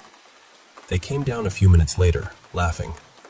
We swore at them and told them we knew they had been throwing things down from the tower. They admitted they had thrown a brick. But when we mentioned the second thing falling, and the shadow, and the footprints, they looked genuinely confused. They kept saying they hadn't thrown anything else. They hadn't seen anything. And when they came back down, nothing was different except for the brick they had dropped. After that, we left immediately and decided watching a movie at home was a much better Halloween plan. The rest of the night was quiet. There were other smaller things over the years, too. Not full stories exactly, but strange moments. I had dreams that later came true. Once, I dreamed about my aunt having a baby almost a year before it happened. I knew the baby's name, the sex, and even the day the child would be born. I was right. Another time, the same thing happened with another aunt, more than a year in advance. Again, I dreamed the name, the sex, and the birth date. I was right that time too. Then there was one night at my parents' house when I suddenly woke up at 3 a.m. with this horrible feeling in my chest. My first thought was, I need to call my cousins. There was no reason for it. No dream I remembered. No message. Just that awful feeling and the sudden need to call them. But I talked myself out of it. Because who calls people at 3 in the morning because of a gut feeling? The next morning, my mother rushed into my room and told me something had happened. Lightning had struck my cousin's kitchen, started a fire, and almost hit the gas canister. It happened around 3:30 a.m. Thankfully, Luca had woken up to go to the bathroom, saw the fire, and woke everyone before it became worse. Nothing terrible happened, but I still think about it. And I've promised myself that if I ever get a feeling like that again, I'm calling. For a while, I used to meditate and do certain spiritual practices. I don't know if that had anything to do with the dreams or the experiences, but after I stopped, everything became much quieter. Maybe it's connected. Maybe it isn't. But honestly, I'm not in a hurry to find out.